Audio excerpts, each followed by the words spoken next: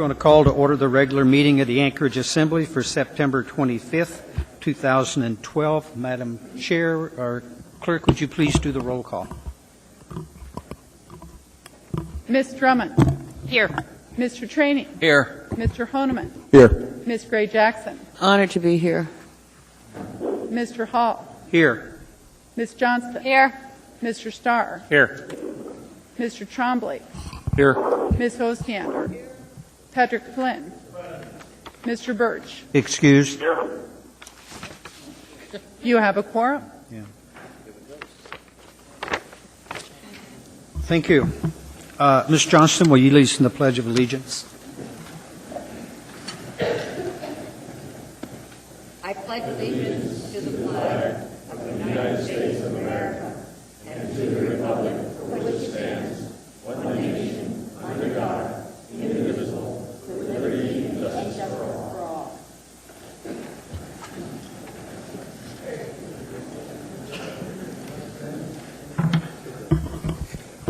We have before us 4 sets of minutes that we need to do approval of. First set, 4A, is the regular meeting July 10, 2012. Move to approve. Second. Okay. Any changes or amendments? Seeing, hearing none, those minutes will be approved unanimously. 4B, regular meeting August 7th, 2012. Move to approve. Second. Any changes or amendments? Seeing and hearing none, those are approved unanimously. 4C, regular meeting August 21st, 2012. Move to approve. Second. Any changes or amendments? Seeing, hearing none, those are approved unanimously. We'll move into our reports. Mayor Sullivan. Yeah, no report, Mr. Chair. Thank you. In the Assembly Chair's report this evening, I want to begin with a heads up in regards to the Tesoro liquor license. We are going to postpone that till the meeting of October the 23rd. We're going to give an opportunity for the applicant to meet with the Midtown Community Council. They made an effort to do that last month, but due to a misunderstanding in the location of the meeting, they were unable to do it. So we will be postponing and carrying that over to November the 23rd. I would like to give a heads up also in regards to 2 work sessions that I have scheduled for this coming Friday. At 11:30, we will be having a work session on the John Thomas building, and starting at noon, we will be having a work session on liquor license, and that will be from 12 to 1:30. With that, I'll move into Assembly members. Mr. Birch. No report. Thank you. Mr. Flynn. Thank you, Mr. Chairman. The AMATS Policy Committee will meet Thursday. Pretty light agenda, so don't worry. We'll take care of it for you. That's all. Thank you, Mr. Flynn. Ms. Osiander? He always makes me nervous when he signs off that way. Good. The Title 21 Committee will be meeting this Thursday, 9:30 to 12:30. We're continuing with Chapter 7. We're also going to be talking about uses in I-1 and I-2, and hopefully we'll be able to deal with the landscaping section. Please come. Thank you. Thank you, Ms. Osiander. Mr. Trombley? No report. Thank you, sir. Mr. Starr? No report, just for those that know, we'll be seeing the mayor's budget sometime towards the end of, next week, Mr. Mayor? You think you'll have it out, or? October 2nd. October 2nd. Okay, and then just note that we sent an email out advising a special meeting scheduled for October 30th to comply with the requirements for public hearing and the timeframes to vote on the budget. So, Mr. Chair, did the work session schedule go out yet? Because I don't remember seeing it. Madam Clerk, we have posted the work schedule. Yes, we have. Okay, thanks. That's all budget items for October. Thanks. Thank you, Mr. Starr. Ms. Johnston? No report. Thank you. Ms. Gray Jackson? No, thank you, Mr. Chairman. Mr. Honeman? No report. Thank you. Mr. Trainee? Ernie, on that 11:30 Friday on the John Thomas building, Yes. can you ensure that people from the various organizations that are renting space are there? Normally, we don't let them talk, but I've got some questions how this sale will impact each one of those organizations because they're barely surviving. So I want to see how this will impact each organization. I will have the clerk notify. Thank you, sir. Ms. Drummond? No report, Mr. Chair. Thank you. Thank you. We are now at the addendum to the agenda.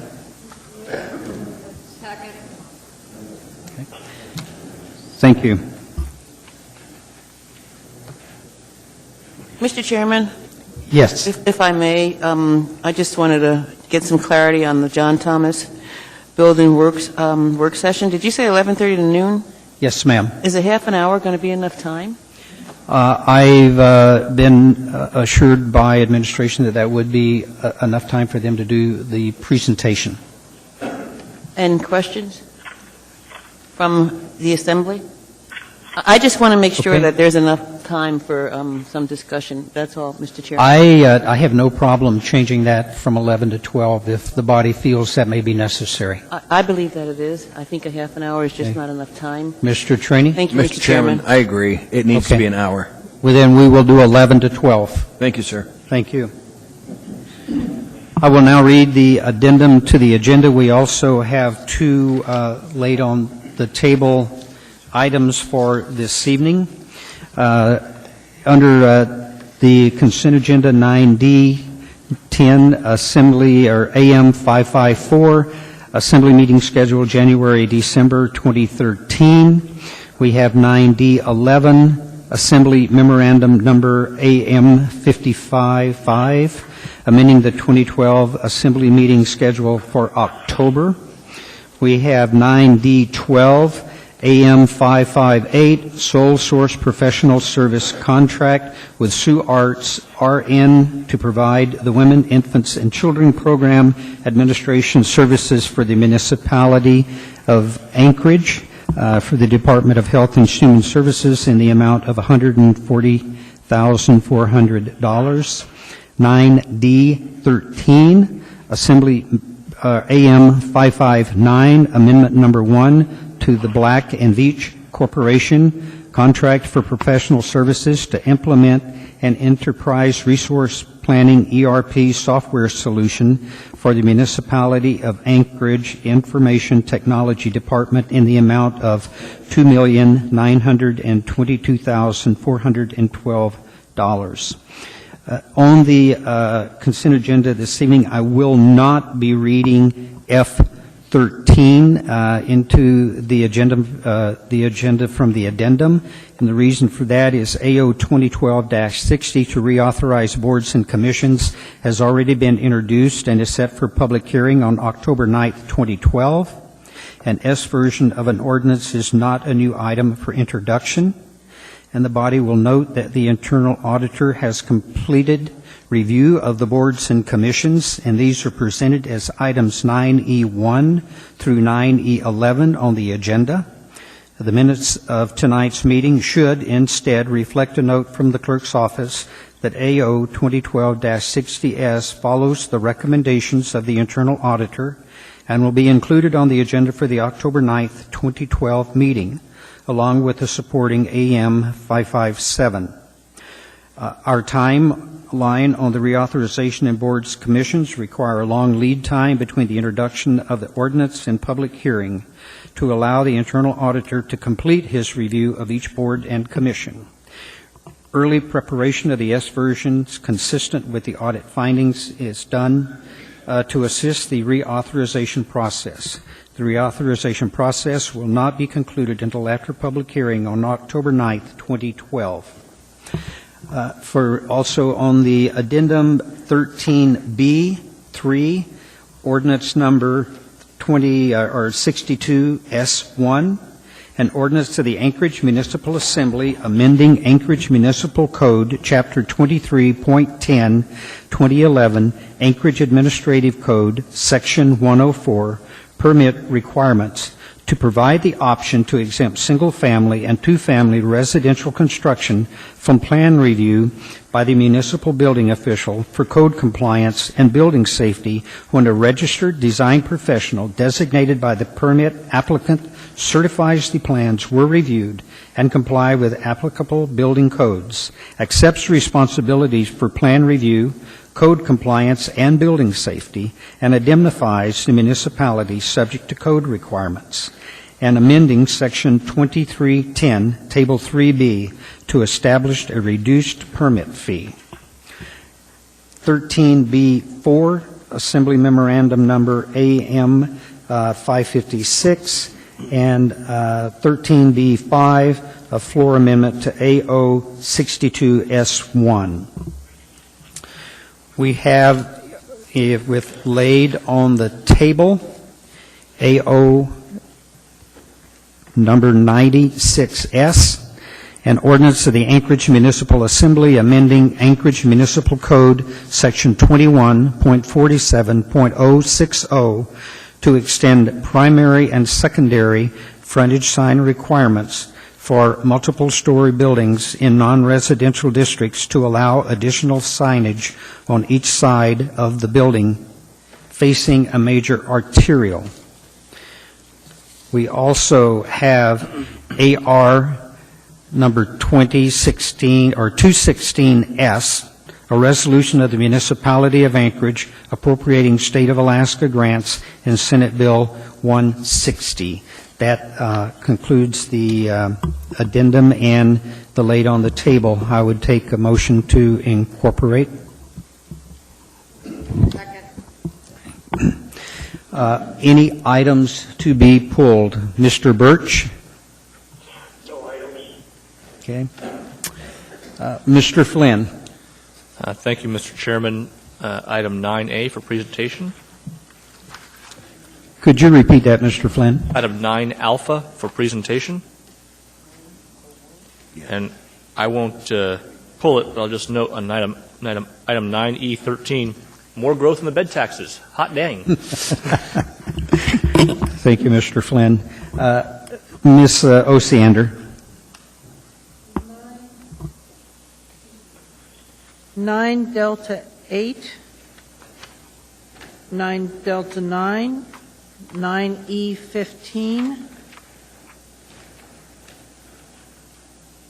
That's it. Thank you. Mr. Trombley? No items. Mr. Starr? 9 Delta 5. Ms. Johnston? Ms. Osiander already pulled 9 Delta 9, but I was going to pull it to postpone it. Yes. Okay. Ms. Gray Jackson? Thank you, Mr. Chairman. Thank you, Ms. Osiander, for pulling 9D8. I can cross that off my list. 9 Elephant 1, 9 Elephant 5, 9 Elephant 17,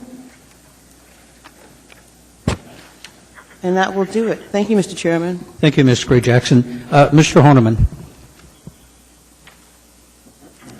I think I have a question to answer on that, and there were a couple that were pulled that already are. No, nothing. Okay, thank you. Mr. Trainey? Nothing, sir. They're already gone. Ms. Drummond? Just a moment, Mr. Chair. 9 Delta 13 on the consent, on the addendum, please. Okay, that's the one I was going to pull. Is that all, Ms. Drummond? That's it, sir. Okay, thank you.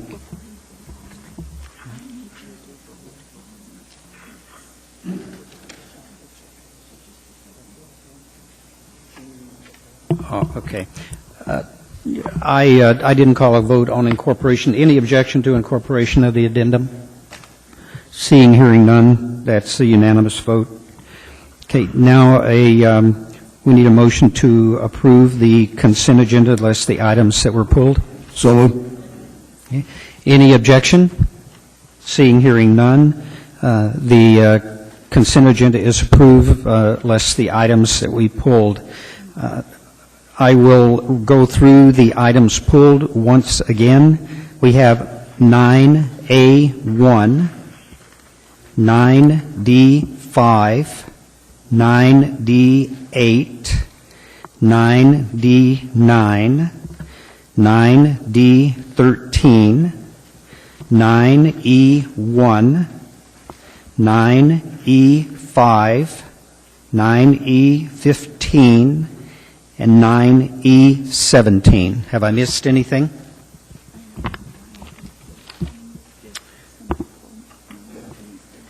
Yeah.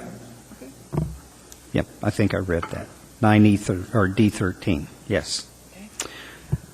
Okay, we have before us 9A1, resolution number 222, a resolution. Okay. No, yeah, we pulled everything. Right. Yeah. Any objection to the consent agenda? Yeah. Unanimous. I was relatively sure that I had done that. My apologies if I missed it. Okay. We are now in 9A1, AR 222, a resolution of the Anchorage Municipal Assembly recognizing Anchorage Water and Wastewater Utility, AWWU, for 2012 National Association of Clean Water Agencies Peak Performance Awards. Move to approve. Second. Okay, thank you.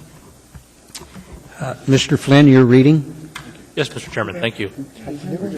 Whereas the 3 Anchorage Water and Wastewater Utility wastewater treatment facilities were recognized for excellent service and awarded peak performance awards from the National Association of Clean Water Agencies for their outstanding compliance performances in 2011, and whereas the John M. Asplund Wastewater Treatment Facility, which serves the Anchorage Bowl, and the Eagle River Wastewater Treatment Facility received gold awards for 100% compliance with their NPDES, National Pollution Discharge Elimination System permit during 2011, and whereas the Girdwood Wastewater Treatment Facility received a silver award for having less than 5 NPDES permit violations during 2011, whereas this marks the 4th year in a row the Asplund facility has received the gold award, and the 3rd year in a row Girdwood has achieved a performance award, gold award in 2009, and silver awards in both 2011 and 2010.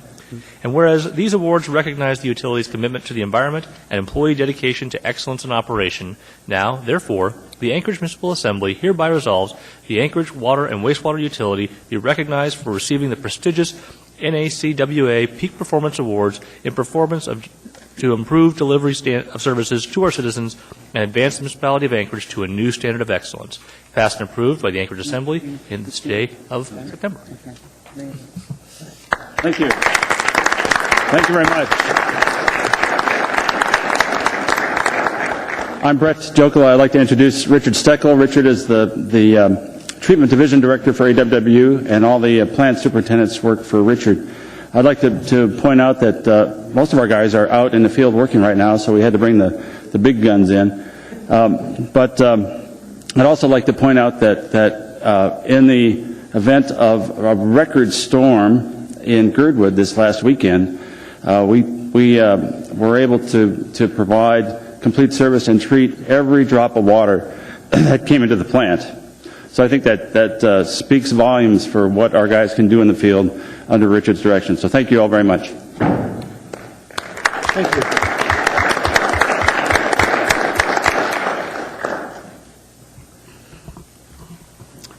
We now have before us item 95, AM 537, recommendation of award to GE Packaged Power, Inc. Thank you.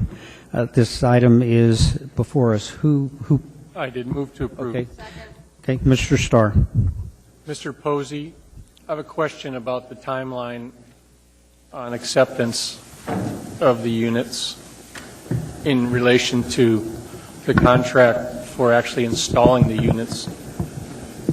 I see we're buying ahead, so you've got two 50-megawatt units coming this way. Who's actually going to put them in? Through the chair, Mr. Starr, basically we're going to pre-purchase these like we did the ones out at SPP is what you guys does, and then we put the contract out for bidding for the, let's say, Lego set, putting it together. and that's a 2.5 year process. That will hit the 2.5 street. year process? Say again? How many years? About 2.5 years of construction. So the RFP will go out for that, I think, this fall.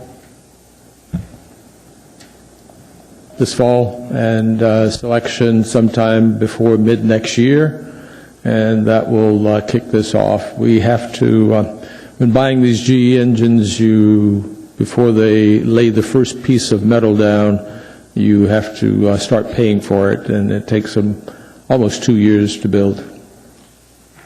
What I'm challenged by is you got a fixed price in here, $46 million, and then there's a supplanted cost in here for some other things, technical support, transportation, all the other things. So are we technically going to appropriate the money to the vendor for those other items now? $2.5 million worth of technical support during commissioning seems like we're giving them money ahead of the service tendered. Through the chair, Mr. Starr, basically this is a pay-as-you-go, pay-as-we-get services contract.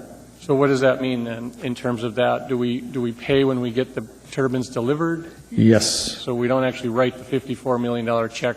I didn't bring my checkbook with me, and if you and Mr. Trombley have a checkbook big enough, we don't have one either, we'll take the money now. And then the ability for them to say, oh, well, copper just went up 10, 12%. Do we anticipate change orders on the components? This is a fixed dollar contract. Say that again? Fixed dollar contract. Okay, so once they're bought, that's what they're going to deliver sometime in 2 years from now. You know, when we purchased the ones out, through the chair, sorry, we bought the ones out at SPP.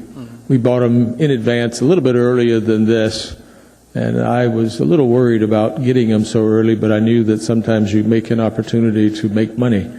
So GE did come to us because they turned one over and needed another one to go to Brazil or somewhere. So we made almost $1 million on substituting time. So I don't think we have that kind of time on these, but sometimes if you order them early enough and somebody wants them worse than you do, they can buy a place in line by coming to you. So. Okay.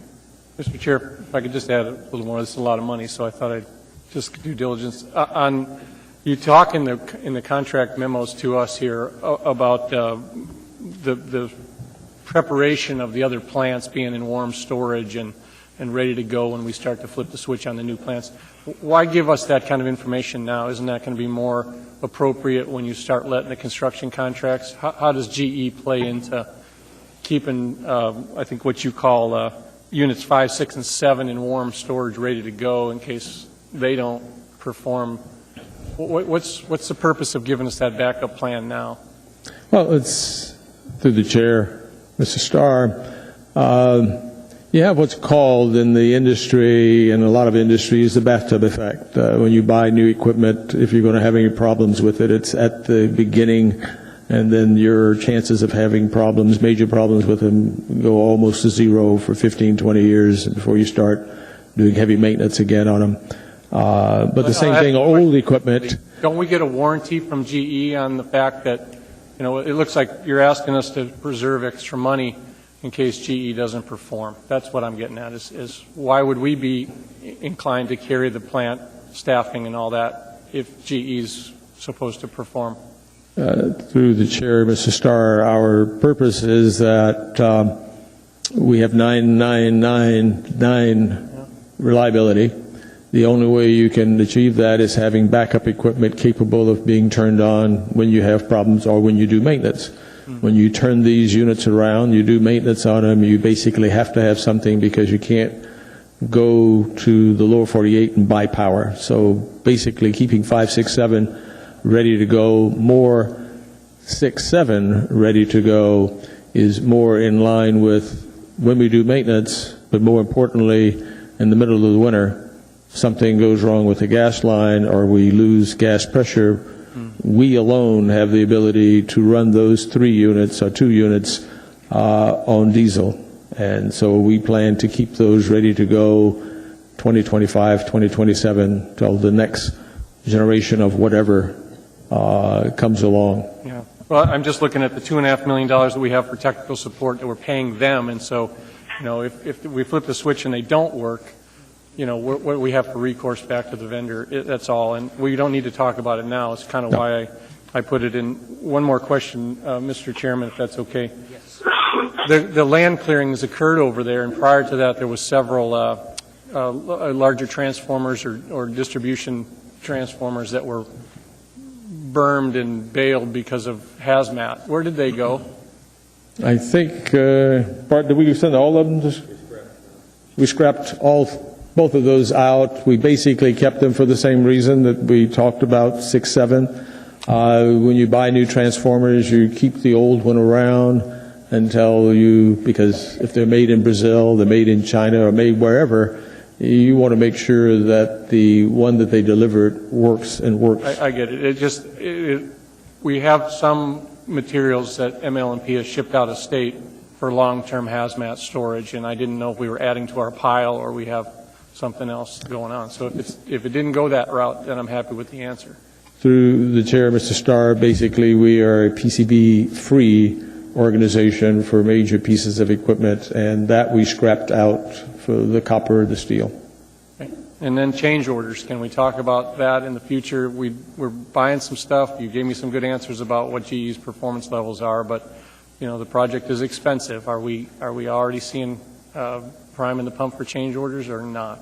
Through the chair, Mr. Starr, we don't like change orders any more than you.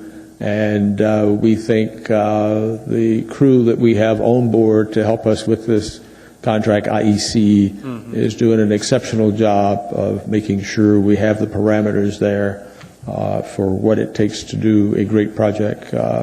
On the SPP project, very few change orders. We hope to have that online. We had hoped to have that online by the end of the year. It looks like it'll be January, February. Got it. Okay. Thank you for your answers. That's all I have. I urge approval. Thank you, Mr. Starr. Seeing no one else in the queue, please vote. Mr. Birch? Yes. Carries unanimously. We now have before us item 9D8, AM 551, change order number 1 to purchase order number 20. Thank you. Move to approve. Second. Ms. Osiander? I just now am reading the email answer I got on this one.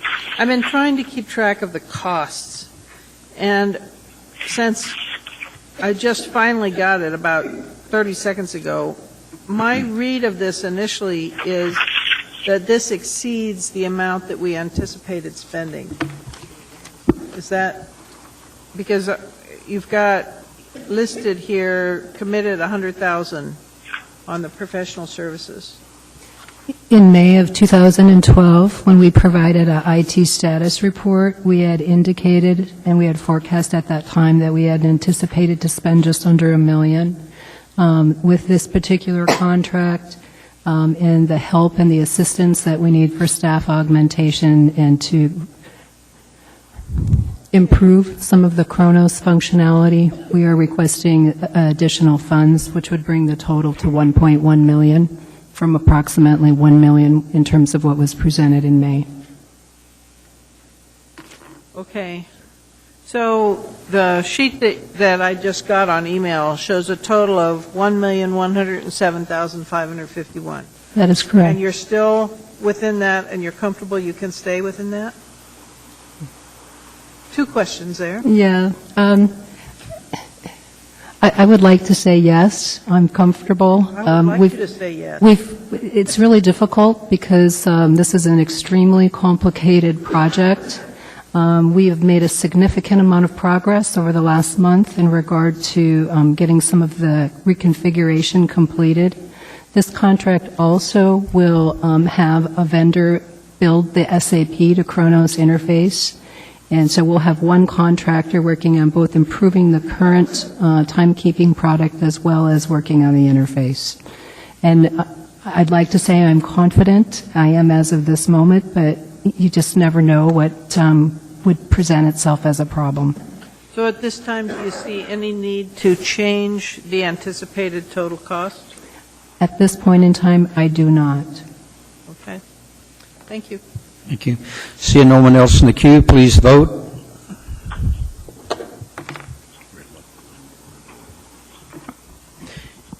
That motion carries. Mr. Birch? Yes. That motion carries 8-3. We now have before us item 9D9, AM 552, recommendation of award. Reading. Thank you. I move to postpone till November 13th. Second. In the queue, Mr. Starr. I guess I'm challenged by the postponement and not the postponement indefinitely and a revisit to the topic sometime in the future. Can you explain why we're pushing this just down the road and not bringing it back later under a rebid? Sure. The intent, Mr. Starr, is to, through the chair, is to keep this alive. It's gone out to bid. There was a successful bidder. We do need an updated master plan, business plan. The last one was done in 1997, so it's 15 years old. So what we wanted to do, though, was have this in sequence following the Corps of Engineers report that we've been waiting on for a number of months. That's been pushed back from March to May to August and now next week. So we were hoping to have that complete. It would give us, some great information, and then this plan would take that and move forward with a true update of the business needs and the master plan for the port. So we don't want to postpone it indefinitely at this time. I think it'd be prudent for us to take a look at the report next week that we get from the Corps, and then this will still be a viable option for us. Or if we decide, based on the report, not to go forward, we can certainly then postpone it indefinitely in November. You don't anticipate the findings, where either the redesign of the port in a different scope of work or some of the other things would change? It could, but this is primarily for that section of the port that really isn't involved in the construction morass that we're in on the north end.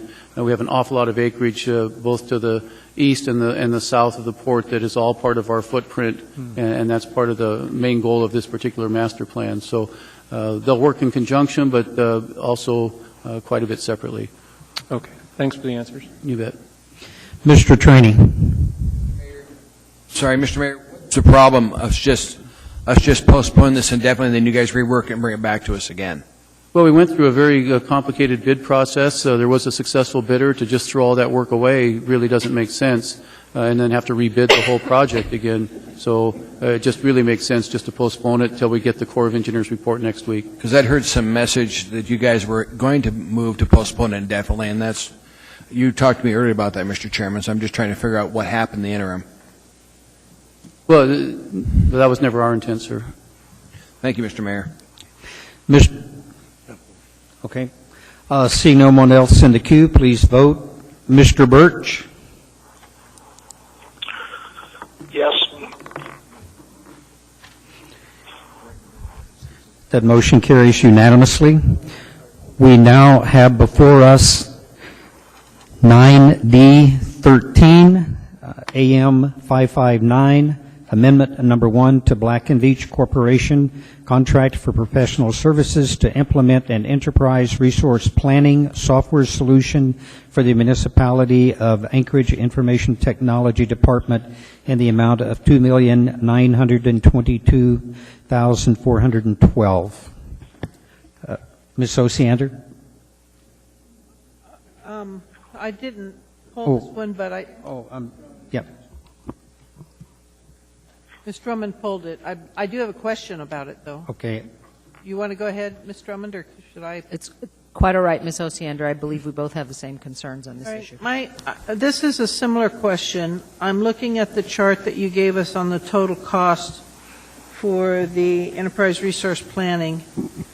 Are we still within the framework of that chart on costs, or does this go beyond what you reported to us?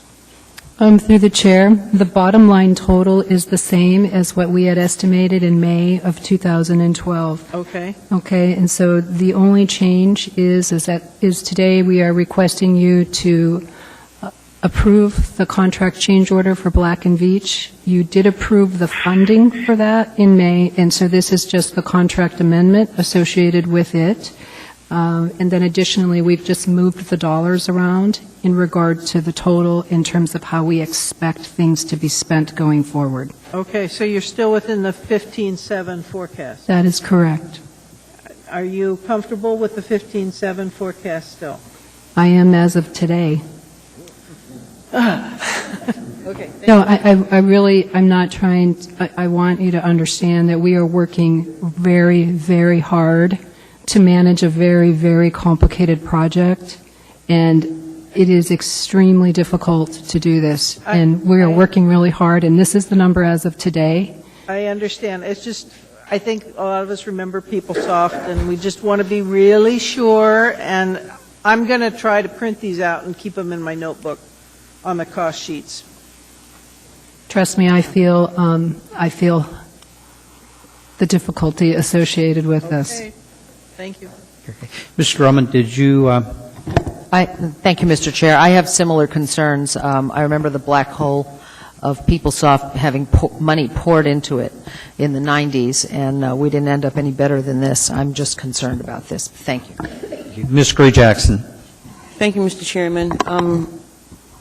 If you remember, I had lots and lots of questions on this issue when we were authorizing the administration to go into negotiations, and I meant to bring the questions and ask them again, except I forgot. So, but I haven't forgotten how concerned I am about this, and yes, it brings back memories, because I was there from the beginning, along with Mr. Trainee, with PeopleSoft, and I just adamantly don't want to see the same thing happen with this venture that happened with PeopleSoft, and it really, really, really troubles me.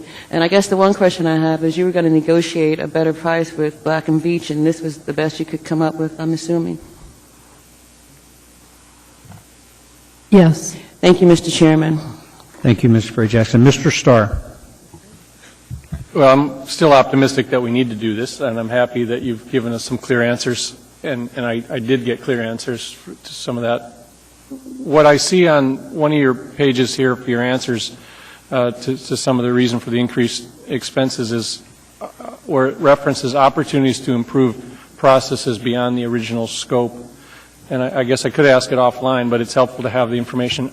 Are we in fact going to see improvements to the operations that involve these topics, or are you still considering them?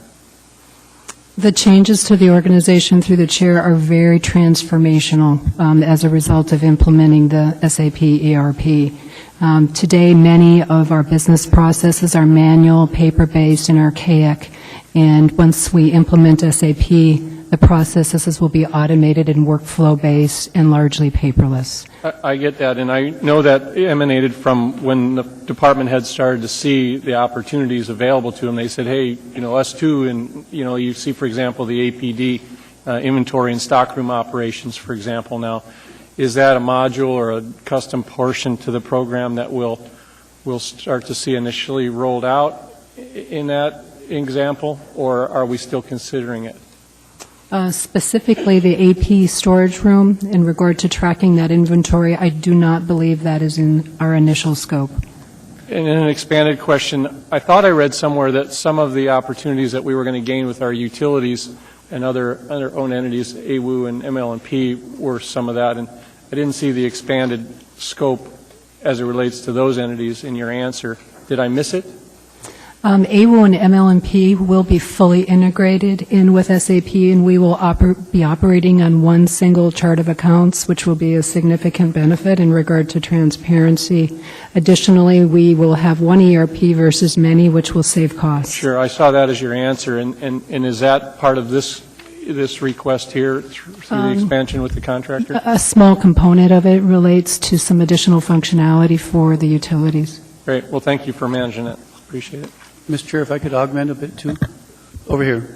Sure. I'd like. Yes, Mayor Sullivan. Yeah, just to add to the discussion a bit and the comments from Ms. Gray-Jackson and Ms. Drummond, this wasn't an enterprise that we undertook because we particularly wanted to.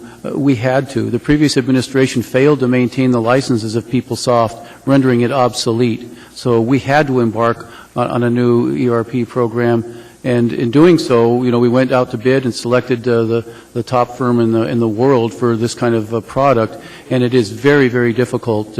What you find, particularly in government entities, is there's a great resistance to change, and the thing that they did wrong with PeopleSoft, in my experience, 15, 18 years ago, was not putting the resource into it up front to make sure that the system truly did what it was supposed to do and that people were adequately trained. So it may cost a little bit more in the upfront portion, but if you don't do it, then you have the same problems you had with PeopleSoft, where people are working around it, and pretty soon people are so frustrated they don't maintain the licenses of it, and then you're right back where we were with PeopleSoft. So it's really worth the investment up front to do it right. Thank you, Mayor. Ms. Gray Jackson. Thank you, Mr. Chairman. Just for the record, I realize the importance of getting a new ERP system, but I just want to say that contrary to what our mayor just said, the prior administration inherited PeopleSoft, and I was staff for the Assembly when our mayor was on the Assembly, so I know firsthand how messed up PeopleSoft was, frankly. And I am just really, really concerned with change orders and the cost of a new ERP system, because I have firsthand experience of how much it cost us to deal with PeopleSoft. Thank you, Mr. Chairman. Thank you. No one in the queue, please vote. Mr. Birch? Yes.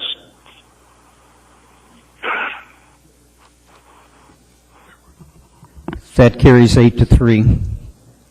We now have before us item 9E1, AM 69, Sunset Audit Report 2012 S1, Anchorage Community Diversity Advisory Commission, Employee Relations Department.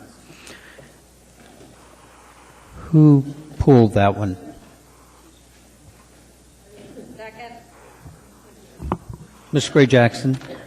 Thank you, Mr. Chairman. I need to move to reconsider the last vote on AM 559 2012. I in error voted yes, and I wanted to vote no. Second. Thank you, Mr. Chairman. Yes. We already have a motion on the floor. Could we finish this and then do Yes. the reconsideration? We'll go back and do the reconsideration after the. Thank you. Ms. Gray Jackson, 9E1. Thank you, Mr. Chairman. I know there's an ordinance coming forward to deal with the sunsetting of several of these boards and commissions, but I really just would like folks to know that I don't want to see this commission go away, because it was put in place for a very good reason. We have a growing community, and it's becoming more and more diverse, and it was put in place, and it was really a beneficial commission, and I would just like to see more effort made to help this commission establish its goals and objectives. But the audit also states that maybe it could be included with the other Diversity Advisory Council as an ad hoc committee, and I have no problem with seeing that. But I'd like to see that change made in the ordinance. Thank you, Mr. Chairman. Yes. Mr. Honeman. I have to second that, echo that sentiment. That every first, I believe it's first Friday of every month, the Minority Community Relations Task Force meets, and they have a pretty good audience and pretty good participation from its volunteer board members. Generally, the term task force means there's a problem that they're addressing. To me, it seems that this, as a commission, they would have long-standing bona fides, authorization to be a long-standing commission to advise the municipality and intervene on behalf of people who come to their board with concerns. And so I would like to perhaps review this a little closer and perhaps have something ready for before the end of this sunsetting period. Thank you, Mr. Chairman. Okay. Please vote.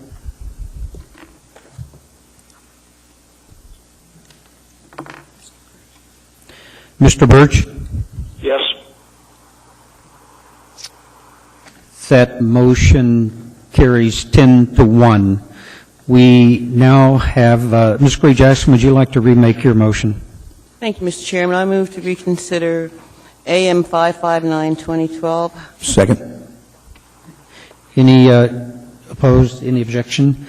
Seeing, hearing none, please vote. On the reconsideration, yes.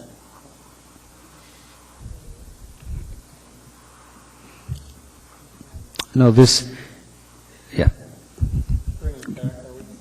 Mr. Birch? No. Yep. That motion passes 10-1. Mr. Chairman? Yes. Thank you. The purpose of asking to reconsider this is so that I can change my vote. So at this point, we just need to vote, I believe. Thank you, Mr. Chairman. Yes. Mr. Starr? I'm perplexed a little bit on what your solution would be if we don't invest in this program or continue to invest in the program. Is there something else that you know of that would satisfy our management of the city from an communications, electronic, and all that package, Ms. Gray-Jackson? Because I'm open to the discussion, but I don't really know what else to do other than we made a commitment before, which you voted for, and now we're saying we don't want to. I mean, I don't want to put words in your mouth, but do you have another idea if we don't support this change? Thank you, Mr. Chairman. I could be wrong, but I don't believe I voted yes before. Okay, my vote right now is basically, I want to say symbolic in a way, because I have had conversations with folks, and there are lots of issues with this and Kronos, and I had lots of questions answered. And I didn't ask them again, but I was not quite satisfied with the answers to my questions. And as I said, Mr. Starr, and to the rest of my colleagues, I recognize that we need a new ERP system, but there are issues, and I don't feel comfortable voting on this change order. Thank you, Mr. Chairman.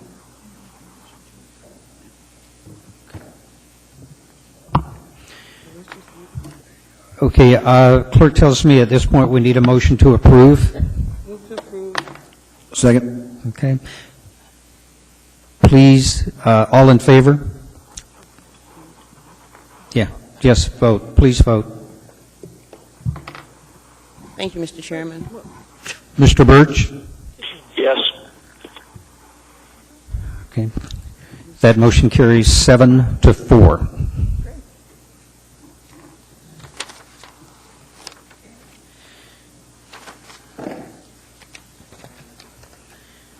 We now have before us 9E5, AM 73, Sunset Audit Report 2012, S5, Youth Advisory Commission, Parks and Recreation Department.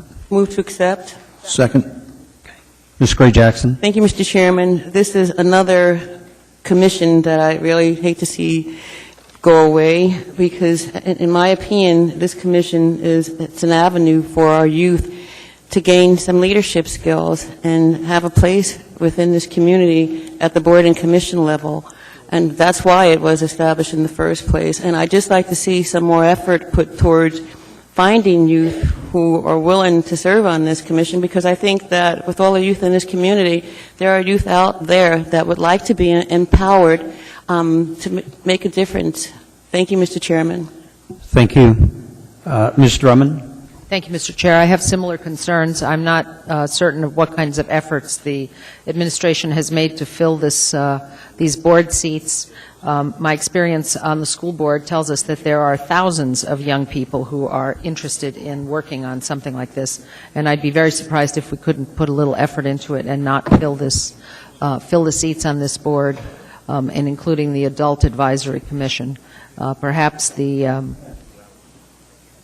United Way effort of 90% by 2020 could be enlisted in getting some of those young people that are working with them to work on this. Thank you. Thank you. Seeing no one else in the queue, please vote. Mr. Birch? Yes. Okay. That motion passes 8-3.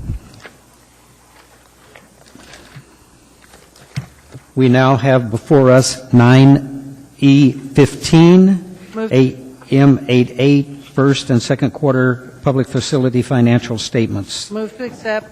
Second. Mr. Chairman, I pulled this to correct it. On line 10 and 11, it says that the Harry J. McDonald Memorial Center in Eagle River uses general operating funds, and there's an amendment or a response that went to all of you to clarify that the subsidy for the MAC Center comes from the Eagle River Parks Department, not from the general operating budget fund. And as such, the intent has been to make it self-sufficient, and the goal, we're assuming with the renovation, is that it will be soon. Okay. So you're doing a motion to amend? Actually, since it's just informational, I don't think I'll bother with it, but I Okay. wanted to clear the record and not leave anybody with the assumption how the money was being spent on that. Thank you. Thank you. Mr. Starr. Ms. Mahoney, the financial summaries of the enterprise operations, I guess you're not calling them that, are you? You're calling public facilities. The financials on the back don't reflect the $50,000 of any, they're not in any category, are they? On the financials here. Ms. Osiander's point's well taken in terms of where the money comes from for that, but we don't distinguish the source of revenues on this informational memorandum on the back. Is that my understanding? Ms. Fitzgerald prepares this report. I'd like to have her address it. Through the chair, no, the Eagle River does not report the $50,000 in their financials. They've only received $25,000 so far this year. So where we see the revenues are actually, how does it show up on this sheet then when we allocate the money from our? They do not report the $50,000. I have asked for more clarification on it. That facility is actually managed through the Eagle River Parks, and I included on this report with all the public facilities. So they have not gotten back with me in clarification of why they're not doing it. I hope to have it resolved when I submit the third quarters in November. Yeah, I'd like to see it listed on there. If you can urge them to appropriately account for it, it's a little bit more transparent, and then it solves the issue that Ms. Osiander so appropriately raised on where that revenue is. Partly we can celebrate when they expand. There's a new turf opening out there. We should see usership way up and hopefully less dependent on that. So help us with that in the third quarter report. I will make sure that it's on the third quarter report. Appreciate that. Mr. Horniman. Yeah, I had a question, perhaps helpful. Every year around budget time, we get concerns of people, particularly when we're saying we got projected deficits and such. The Sullivan Arena traffic control, are we capturing enough? I'm looking through the budgets in the year-to-dates, and it shows that we're collecting more money, or on the budgeted, or at least we're not spending as much as what's budgeted. Is that correct? Are we collecting the monies from the entities for traffic control? Are we capturing enough of particularly our expense? People are always saying, well, we got police officers standing around out there waving a traffic wand and making overtime in some cases. But are we collecting enough? No, we are not. Okay, if we could see if we could figure out what dollar amount that is that we're missing, and perhaps we have look for an opportunity to increase some costs to some of these entities. I could look into that. I will. Thank you. Seeing no one else in the queue, please vote. Mr. Birch? Yes. That item passes unanimously. We now have before us 9E17, AM90, sole source procurement report for the month of August 2012. Move to accept. Thank you, Mr. Chairman. I pulled this. I have no intention of taking this to the audit committee level, by no means. It's just some interesting findings in here, but I do want to say that there are some findings in regard to employee lunch meetings and other things for staff recognition. I don't have any problem with that because, frankly, if we can buy meals for assembly members, we should do the same for our employees. But I do have a concern with a parking ticket. Are they done? And an AARP membership.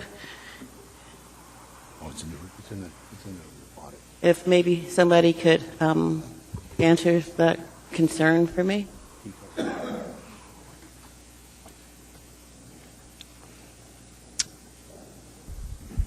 Mr. Mayor, do we have anyone that can address that?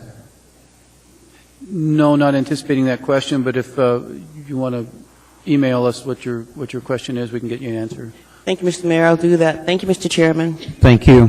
Seeing no one else in the queue, please vote. Mr. Birch? Yes.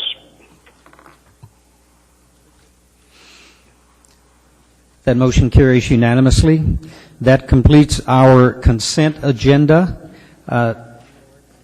Anyone here that was appointed to a board or a commission this evening that would come up and introduce herself? Mr. Chairman, why don't you announce again that we're going to, Mr. Chairman, why don't you announce again what we're going to do with that alcohol license? I am. Thank you. Okay. Yes, sir.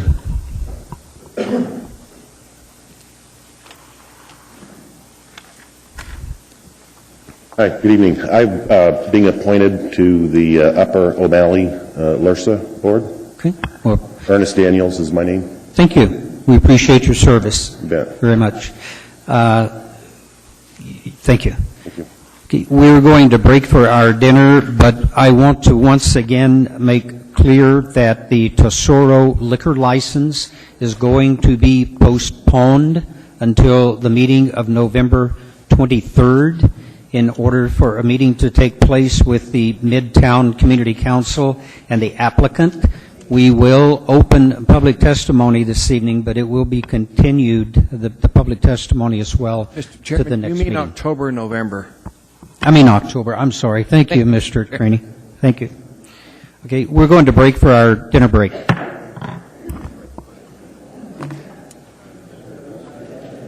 Hi, Phyllis. How are you? We'll open that up for public testimony. And when we get into our public testimony new items, there will be a motion to change the order of the day, and we'll bring that first. So we will have testimony, but it will be carried over. So I want to make everyone aware of that.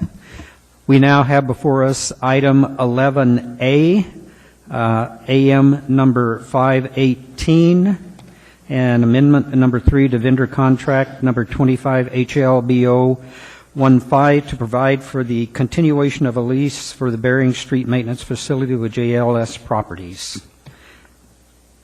This item is now before us. Okay. Ms. Osiander? Mr. Vacalis?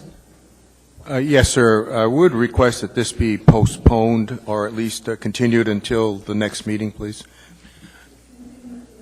Second. Okay. Any objection? Seeing, hearing none, this item will be carried over to the next meeting. We now have before us item 11B, AR number 204, a resolution of the Municipality of Anchorage appropriating $290,613 from the State of Alaska Department of Transit. Thank you. This item is before the body.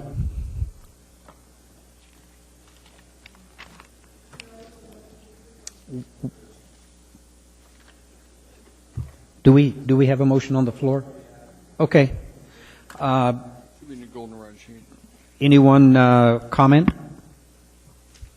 Seeing, hearing none, please vote. Mr. Birch?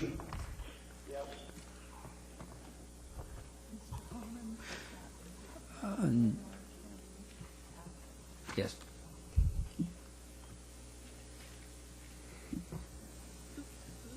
That motion passes 9 approving, 1 no, and 1 absent.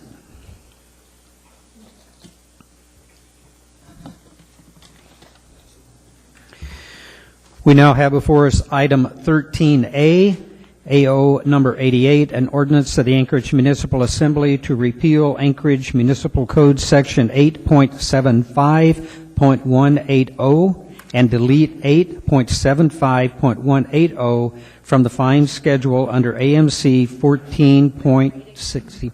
Thank you. This item is before us for public testimony. Anyone to testify? Anyone at all?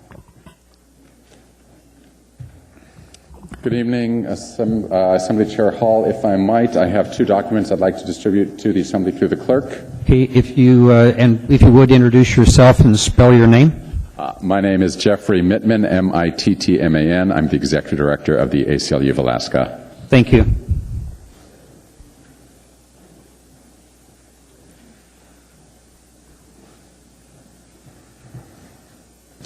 Mr. Chair, Assembly members, and members of the administration, I have distributed through the clerk 2 correspondences, one dated December 13, 2011, a second dated May 8, 2012. These have all been previously provided to the administration, the municipal attorney's office, and to the Assembly members.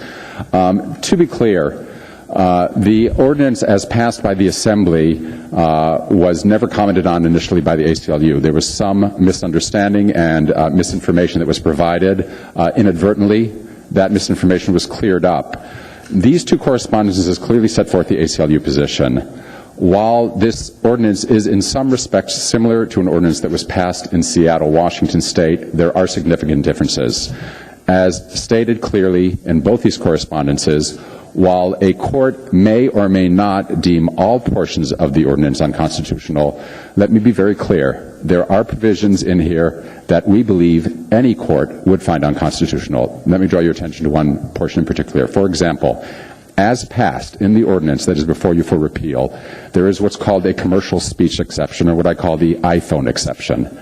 Under the ordinance, if you are waiting on the sidewalk to buy an iPhone, you can stay there. If you're on the sidewalk because you're homeless or because you're engaging in political activity, you can't stay there. We call that in the law business viewpoint discrimination. That is unconstitutional. You may not do it. There is no question, and I gather that were you to pose that question to the municipal attorney's office, the municipal attorney's office would agree. There are other issues with other portions. Rather than repeat information that's been provided, because this is detailed legal analysis, I did want to provide our written testimony. Again, I think there's been some misunderstanding as to what the ACLU's position is based on the fact that no litigation has been brought, as is the case in all issues we bring before the Assembly. We try to be good neighbors. We are members of this community. We do not feel that litigation is the first response. We have written repeatedly to the Assembly and to the Mayor's office saying, sit down with us, discuss with us options. We can work collaboratively to fix this. That's why there's been no litigation. However, if the continuing position is that, well, let's see, we obviously have a duty to protect the constitutional rights of all Alaskans and those in Anchorage. And if that is the preferred course of the municipality and the Assembly, we understand that. We invite you not to go down that road. With that, I am available to answer any questions. Mr. Horniman. Mr. Member, thank you for preparing these statements for us, because I did receive, I thought, with some information. It was almost a tacit approval, or at least an arm's length approval of the earlier ordinance as it was presented. But I thank you for clarifying this, and thank you. Mr. Starr. Mr. Mittman, you talk about that scenario on the iPhone summary now. Isn't there a distinction between sitting in front of somebody's store, which is technically private property, and what we're talking about with sort of the public sidewalk when you refer to that? I mean, there's a distinction there, too, isn't there? Thank you. Through the chair. Assemblymember Starr, as written, so to answer your question, if somebody were on private property, clearly that private property owner has the ability to say who can and can't be on their property, with, of course, some exceptions. The way the ordinance is written, it writes specifically about public property. It applies to public sidewalks. It states if you are on a public sidewalk and you are waiting for a commercial reason, even on a public sidewalk not owned by the property owner, that's okay. Same location, same activity for expressive activity or because one is homeless, not okay. Yeah, I guess I didn't understand your definition of commercial. I interpreted that as sort of private property commercial. Thank you very much. There's no one else in the queue, Mr. Mittman. Thank you. Mr. Mayor, I've had a request to have those posters taken down, if you would, please. Mr. Chairman, the pictures depict what was happening on our sidewalks prior to the ordinance being passed. I see nothing wrong with showing the public, who has certainly a vested interest in this ordinance, seeing what was happening on their public sidewalks prior to the Assembly taking the wise action they did a year ago. We have many, many issues before us where people bring displays and show the pictures that make their case. I see no reason why we can't make our case through a picture as well. They're not graphic, they're not obscene, they just merely show that the sidewalks are being co-opted by individuals and thus necessitating the ordinance. So with all due respect, I would ask your indulgence that we be allowed to make our case, including the use of pictures. Mr. Chairman, if I may. Mr. Flynn. Anybody testifying before this body is more than welcome to bring a display to present during their 3 minutes. They are then instructed to take it down. And the mayor is a citizen of his community like everybody else. If he wishes to come and speak for 3 minutes with his pictures, he's more than welcome. Once he's done, they need to be put away. Those are the rules in this chamber, and those are the rules for everybody. No, Mr. Chairman, that's not the case at all, Mr. Flynn. If I could, Mr. Chairman, the administration is the one who proposed the ordinance. We're not a testifier given 3 minutes of testimony. As the people who proposed the ordinance in the first place, we have great leeway in presenting our case well beyond a 3 minute of public testimony that the public has. Whether it's an assembly member who introduces an ordinance and can talk at length about it, or whether it's the administration, oftentimes, whether it's a rezone and pictures are up, or we have often allowed displays of pictures far beyond the 3 minutes, particularly when it's the administration or an assembly member who is the sponsor of an ordinance. I'm I'm in a decision here that's above my pay grade, so I'm going to ask Mr. Wheeler to please advise me.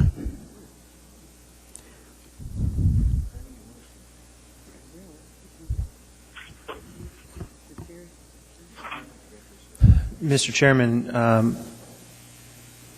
one of the things I can answer is the issue as to historical practice that the mayor has mentioned.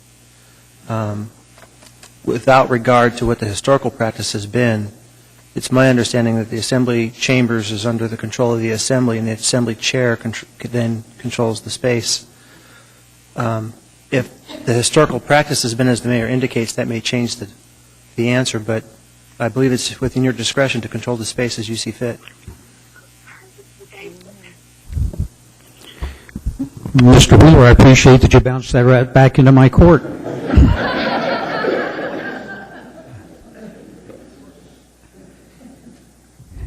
Mr. Chairman, if I could just perhaps tell you where I'm at as a member of the body. I actually appreciate the mayor's summary of what sort of evidence thereof or thereabout, but I would say once you've had your speak on whether it be a road improvement project or in this case, deliberative action on what we're in front of us tonight, I would like you to say your point's been made and we should probably take them down just so they don't cause friction. Sure. Thank you. Although I don't believe I'm done speaking on the subject, sir. Oh, I didn't know. I thought you were done. Oh, I think there's great debate still to happen on this item. Maybe the public hearing's closed, but I think our deliberations are ongoing. Fine. I guess if I have to ask you a pointed question, I will, and if those are the reference documents, then that's fine. But as they cause friction, perhaps you might want to reference that point as the sidewalks are now clear, and that's maybe something you want to move on from. Thank you. Thank you. Mr. Mayor, I would ask, please, that you have those taken down. Sure. We can take them down. Lindsay, if you would, please. Thank you. Take them slowly up the middle aisle as you take them down, please. Mr. Starr, are you in the queue again? No, my point was made. I guess if he needs to bring them back up to show us that more clearly, I can't really see them from here anyhow, so that's all. Thank you. Thank you. Thank you, Mr. Mayor. Anyone else to testify? Anyone at all?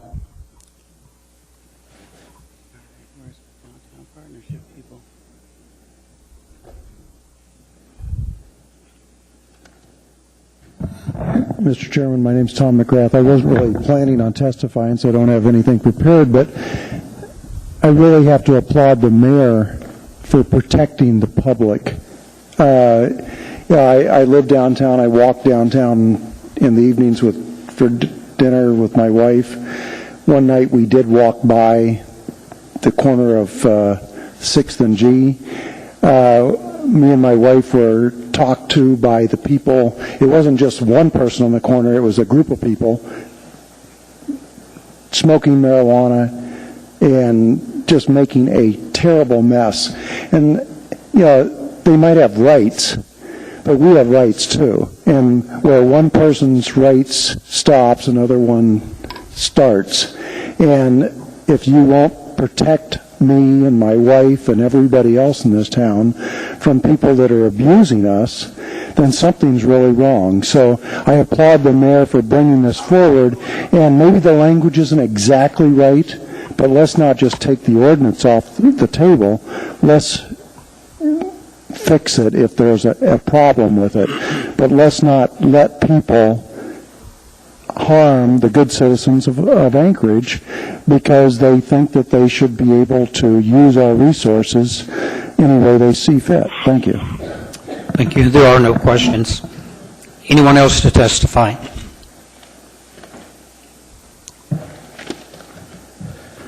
Mark Marion, M-A-R-I-O-N. And I just want to say that, like I said last time, I'll say it again, we need to expand this all over town. Not just the downtown area, we need to also have it like at 12th and Muldoon.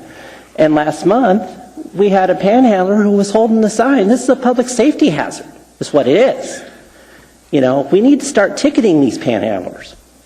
You know, I mean, most of them, they can go to social services, they just choose not to.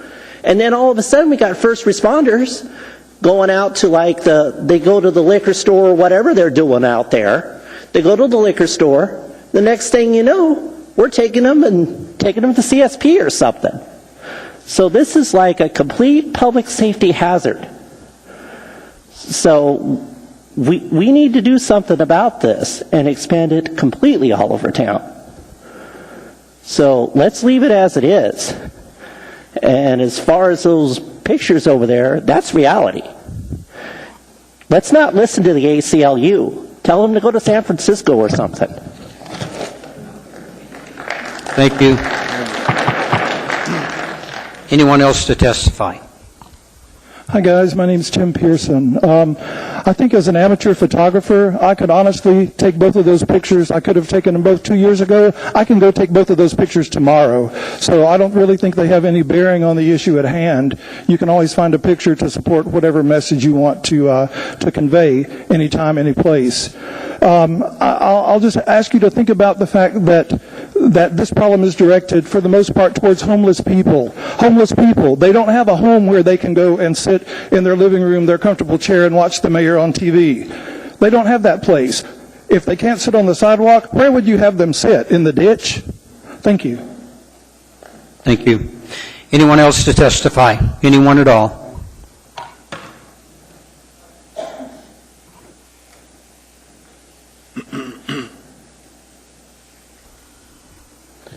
My name is Sean Hager, last name Hager.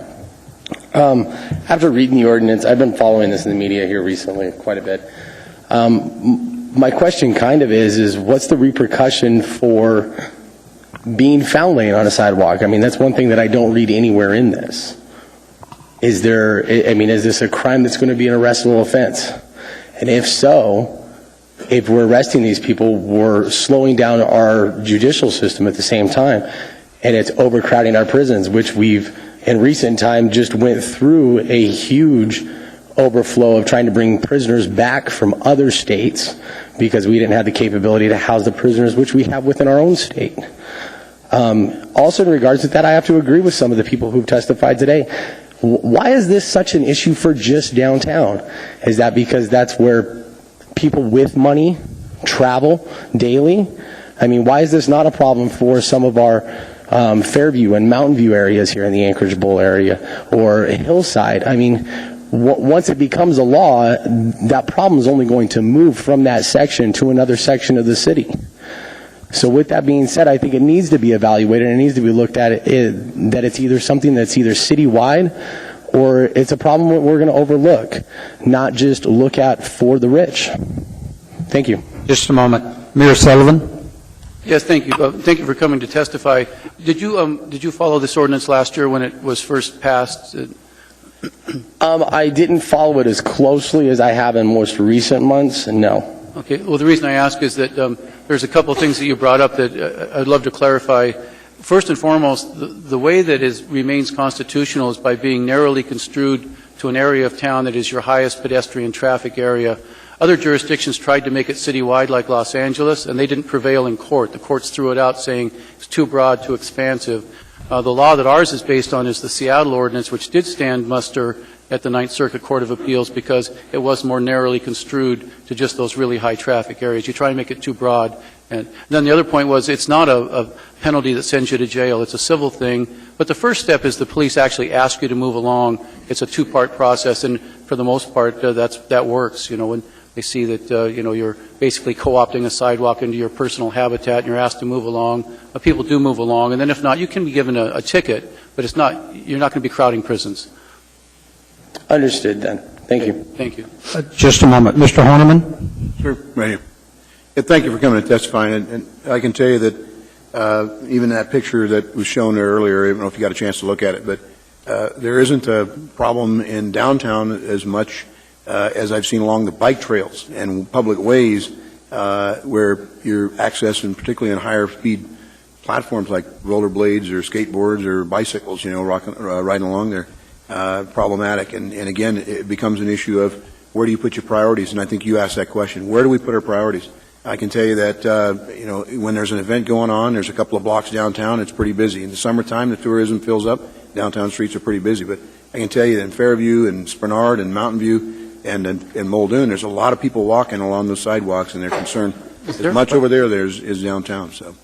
Right, and I mean, you point out kind of what I was trying to get at is where are we getting our information from as far as traveled foot traffic? I mean, I understand that you have vendors downtown, restaurants downtown, and nobody's going to hop in their car to drive 2 blocks to go to lunch. There's a lot of people in those skyscrapers downtown, but I think on a foot basis, the Coastal Trail is probably one of the more traveled areas in Anchorage, and not only traveled, but traveled by our youngsters of our community. And I think those are ideally the people that we should be protecting in this idea of vagrants or of people who could be laying in the bushes with up to no good. There are no other questions. Thank you. Thank you. Anyone else to testify? Anyone at all? Seeing, hearing none, this item is before us. Second. Mr. Training. What these pictures didn't show where the mayor's business is or the mayor's office. And I wish we had the photos here to show that. Directly impact his business, directly impact where his office is as a public official. Sitting on a sidewalk is an American tradition of protest. We've had sit-ins all across this country forever. To make it illegal doesn't make any sense. It may make us uncomfortable to walk by the people, but this is America. We've gotten through it. I just got in teaching a class at the university on the civil rights movement, and that was done by a lot of people that were willing to have sit-ins if they had to get equal rights. So why they're there is not our business, but it's their constitutional right to be there. It's owned by the public, not just some individuals. Thank you, Mr. Chairman. Thank you. Mr. Horniman. I thank Ms. Osiander and Mr. Trainey for bringing this repeal ordinance, this section of the ordinance forward. I'm firmly in support. As you know, I was on record vehemently opposed to the entirety of the ordinance, but I will say that blocking a street or blocking a sidewalk completely is something that we shouldn't tolerate at all.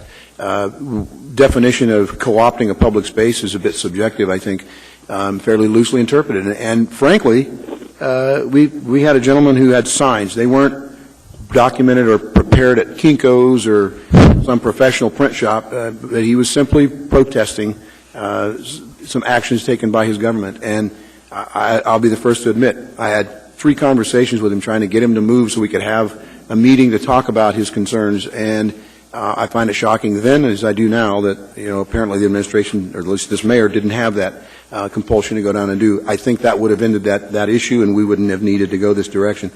And secondly, I've not only served in the military, but served 25 years in law enforcement, enforcing laws, some of them that I question realistically the need for, and some of them you just couldn't. And I can tell you that I have had more observations, both on duty and since I've retired as a police officer, of people in violation of active code of riding your skateboards, rollerblades on the sidewalks, or bicycles on the sidewalks in the downtown central business area.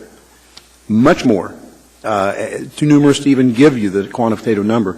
And the only person I saw actually sitting and laying was Mr. Martin on the sidewalk in protest. So again, it goes back to, do we have a prevalent problem in Anchorage, Alaska, in an area downtown that would really bring the need to rise to the level of making it prohibited to sit or lie down on a public sidewalk? And the answer to me was clearly and resoundingly no. And I firmly believe that in the bike trails, in the areas where people are trying to pass by in a really tight quarters anyway, and off the public viewpoint is more problematic, and we should focus on the locations that are truly a problem in this community. So I'm going to be a yes vote to repeal this section. Thank you. Mr. Trombley. Mr. Minman, I have a question for you. Being that you've gone through this in such detail, and I really do appreciate that, this is where I struggle, and I'm hoping you can answer this question, is how do you balance in a society where, yes, there are those who are homeless, whether they choose to or whether circumstances put that aside, but there are people who are homeless.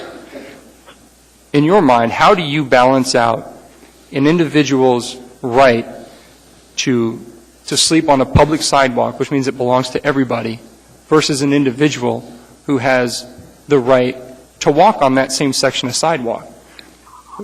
Both can't be right. So that's where I'm conflicted, and that's how I'm going to vote on this. Maybe you can shed some light there. Through the chair, Assemblymember Trombley, thank you very much for the question. Actually, it's an issue I want to address. I could have been a little clearer in my testimony. All these issues that are being raised, access, a bicycle path, these are all legitimate public concerns. I want to be clear. The ACLU is not saying that the municipality has no right to control its streets and sidewalks. Absolutely. What we are inviting the mayor's office, the administration, the municipal attorney, the assembly to do is to work with us to address these concerns in a constitutionally permissible manner. You can absolutely have both. It's not one or the other. What we have objected to is the specific language in the ordinance as drafted, not the intention of the municipality, which is absolutely permissible and appropriate. So, for example, would it be constitutionally permissible to say no one may sit down in the middle of a bicycle path? Absolutely. That's public safety. But what we've done here is inartfully and unconstitutionally try to achieve a legitimate purpose. Therefore, the ordinance as drafted is unconstitutional, not the intention. So, for example, in a language that we had proposed as a possibility, you can say you may not obstruct the sidewalk. That's not what this ordinance says. This ordinance says you can't sit on the sidewalk unless you're waiting to buy something.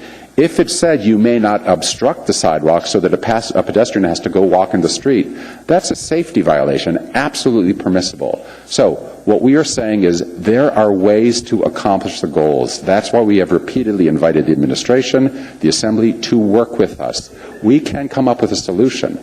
This is not it. I hope that answers your question. Yes, it does. Thank you. Ms. Gray Jackson. Thank you, Mr. Chairman. I would encourage the administration to work with the ACLU on this issue, no matter what happens this evening, because the last time the administration did not do a very good job of working with the ACLU, it cost all of you, and me too, $95,000 in legal fees. I really appreciate the fact that the mayor said, well, when the police ask somebody to move along on the sidewalk, they usually do. So I don't see it as an issue, because this ordinance is unconstitutional, and it confirms the fact that we don't need this anyway. The fact that when folks are asked to move by the police already, they move. We don't have any issues. Thank you, Mr. Chairman. Thank you. I see no one else in the queue. Ms. Osiander. I just want to clarify a little bit on this. I think I maybe surprised some people when I brought this forward, and I wanted to explain why I did it. When we dealt with this last time, it was part of a larger ordinance which included a section on panhandling. To my mind, the panhandling portion of this ordinance was correct, and I supported it because I saw panhandling on the corners as an unsafe practice, and I thought the mayor had done a good job in moving forward against it. When this came forward, I did have strong concerns about this section, and Mr. Trainey touched on some of them. I think the term sit-ins are something that everybody recognizes. Plus, I feel personally very strongly that free speech is really important, and even when you disagree with somebody, you listen to them, and you respect people's opinion. So for me, this was the most difficult part of the ordinance. We did have a motion at that time to take it out. I think there were some crossed wires there, and people were so involved with the whole thing that they maybe didn't vote the way they wanted to on getting rid of this section.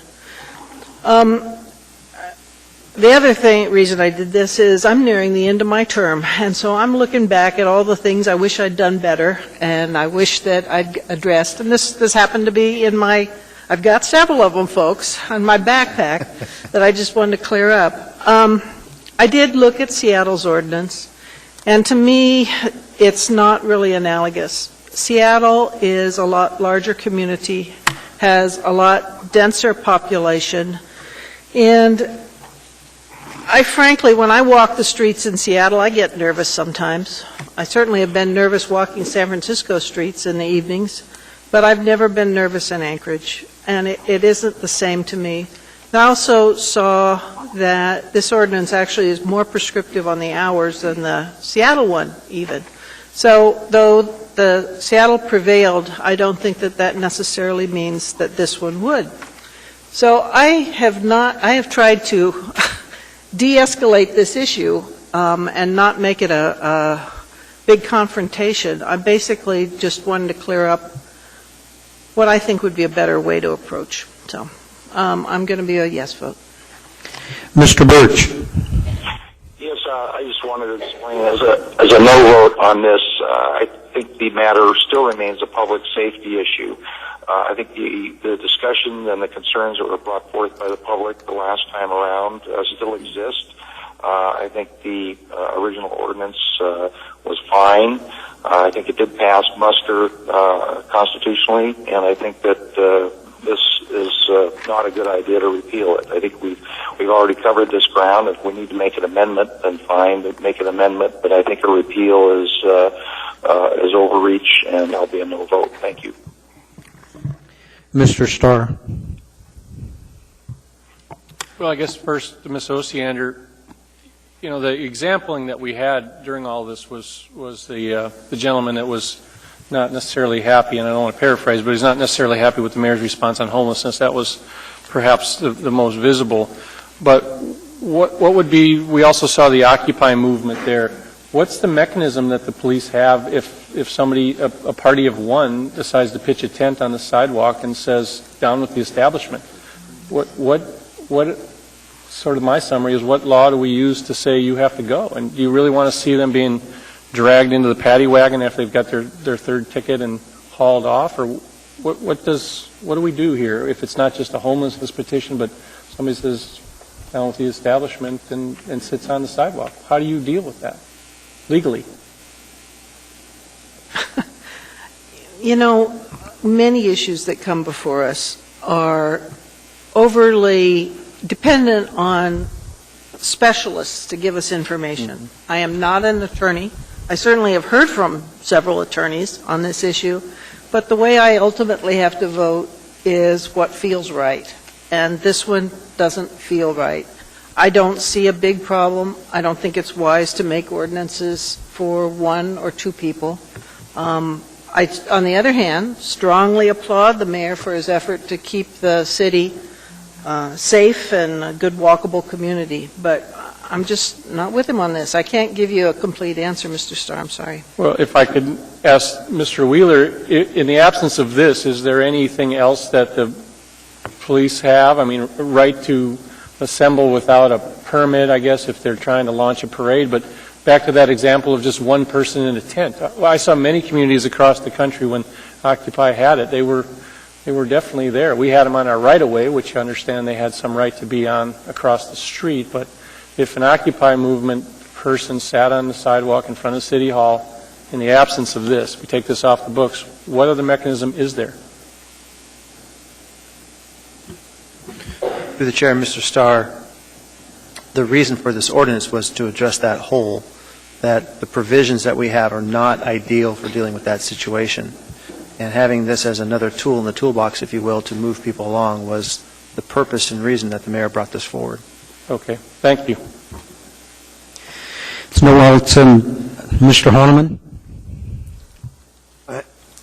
I don't know, I was preoccupied a little bit with Mr. Starr's first question, but I guess I'm a little concerned about what would be the problem with someone making a protest against the government or making a statement on public right-of-way, provided they're not blocking or obstructing. I mean, there's sections of the code that would protect the people of this community if they're totally obstructing and not letting people pass.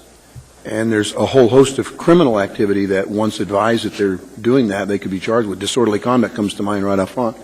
The chief was here earlier, perhaps he can shed more light on it. But even the code that is passed, taking this section out of the code, the other two sections would be able to address that if they were totally obstructing. But just merely setting down or laying down on a sidewalk to make a statement, whether you have a sign or not, when asked, what are you doing? I'm making a statement. I mean, isn't that what free speech is all about? And I guess as someone who, believe me, I can tell you that the subject himself, if you want to take that person, I'm no big fan. I've got concerns about him, but he's still a citizen. So, no one in the queue, please vote. Mr. Birch? No.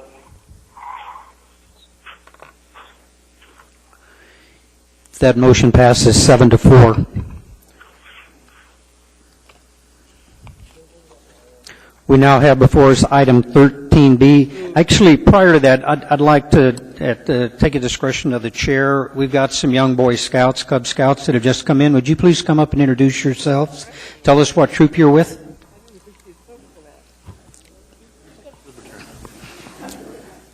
Don't be shy. Someone has to be first. Come on, guys. It's not that hard. We won't bite. And Mr. Chairman, if I might, while they're coming up to the podium, I also would like to recognize Scoutmaster has to come with you. some students from East High School's government class were here, and I think they're still in attendance. If you'd raise your hand. Okay. Come on, guys. Bring them down. Mr. Chair? Yes, Ms. Drummond. There are also West High government students here, if you guys would wave. Okay. Thank you. We are members of Boy Scout Troop 186 in the Sand Lake area, and we're here to observe our community in action and work on a merit badge and learn some things. Thank you. These are all my guys then. Sand Lake. What organization sponsors you guys? Yeah. The Church of Jesus Christ of Latter-day Saints. Good. Okay. Introduce yourselves. I'm Nicholas Hopkinson. My name is Parker Lewis. You can pull that. My name is Ian Christensen. My name is Angelo DeMarco. Noah AC. Peter Sagana. Jacob Fisher. Joel Napoleon, Assistant Scoutmaster.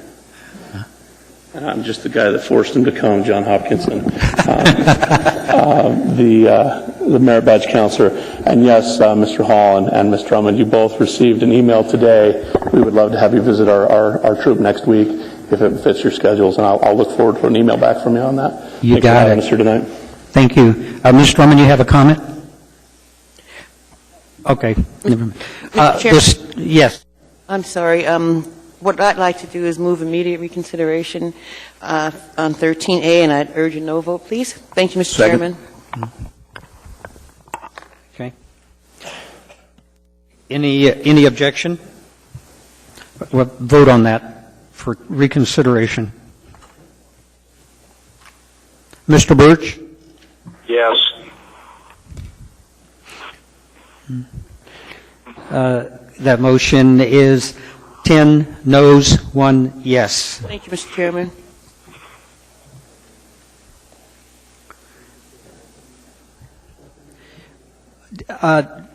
Prior to this happening, the high school students or the other students, please come on up and introduce yourselves. We're not going to put the scouts through it and not put you through it, so come up, identify yourself and your school.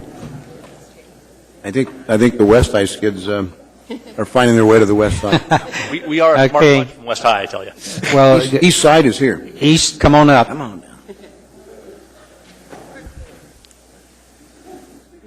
We'll make a point to send a note over to West noting that they left the meeting early.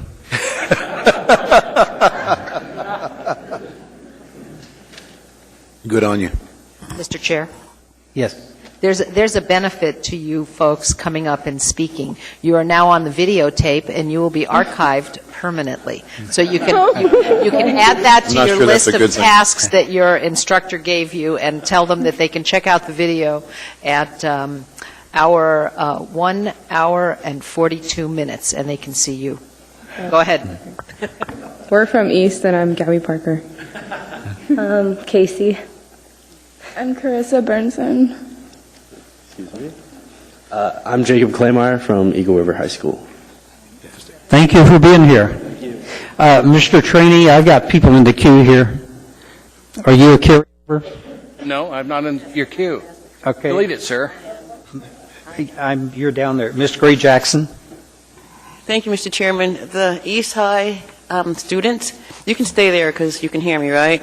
So how would you like to be in a leadership role and be a member of the Youth Advisory Commission? How's that sound?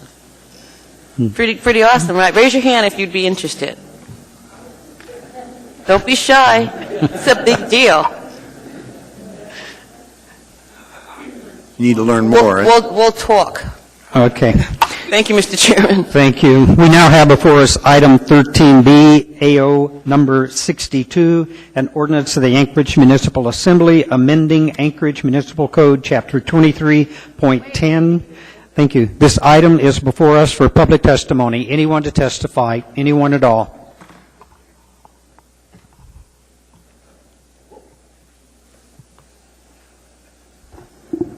My name is Ilona Farr, and I want to testify in favor of this ordinance. I had a recent experience because my roof split on my house, and it was going to be a simple repair. And it took me 4 months to get permits. I'm now facing winter.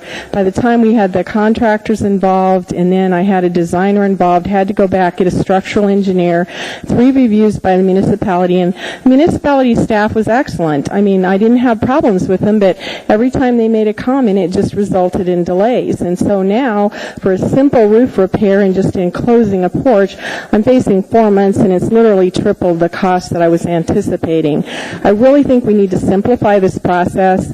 I know a lot of people, including my brother, that spent over $20,000 designing a house. By the time he started to get the process through the municipality, his costs had tripled, so he abandoned the project. I know of another lady that's a patient that's been trying to get a house through for 5 years because of design and structural engineering problems. So I really think that if you have someone that's a designer in combination with a structural engineer, have the contractors, the roofers, contractors that are all involved in the project, there's no reason why it needs to go through so many reviews with the municipality. So I am absolutely in favor of this ordinance. The other thing that I found out was this year, because of the snow and stuff, there was about a 25% increase in workload for the municipality, and because of that, it's delayed all the different projects, and I know a lot of people that are facing winter without being able to get their homes repaired and stuff. So thank you very much. Thank you. Anyone else? My name is Chuck Green. I'm Communications Director for the Alaska Libertarian Party. We're fully in support of this ordinance and wanted to thank Mr. Trombley for bringing it up and supporting property rights. Thank you. Thank you. No questions? No, sir, no questions. Anyone else to testify? Anyone at all?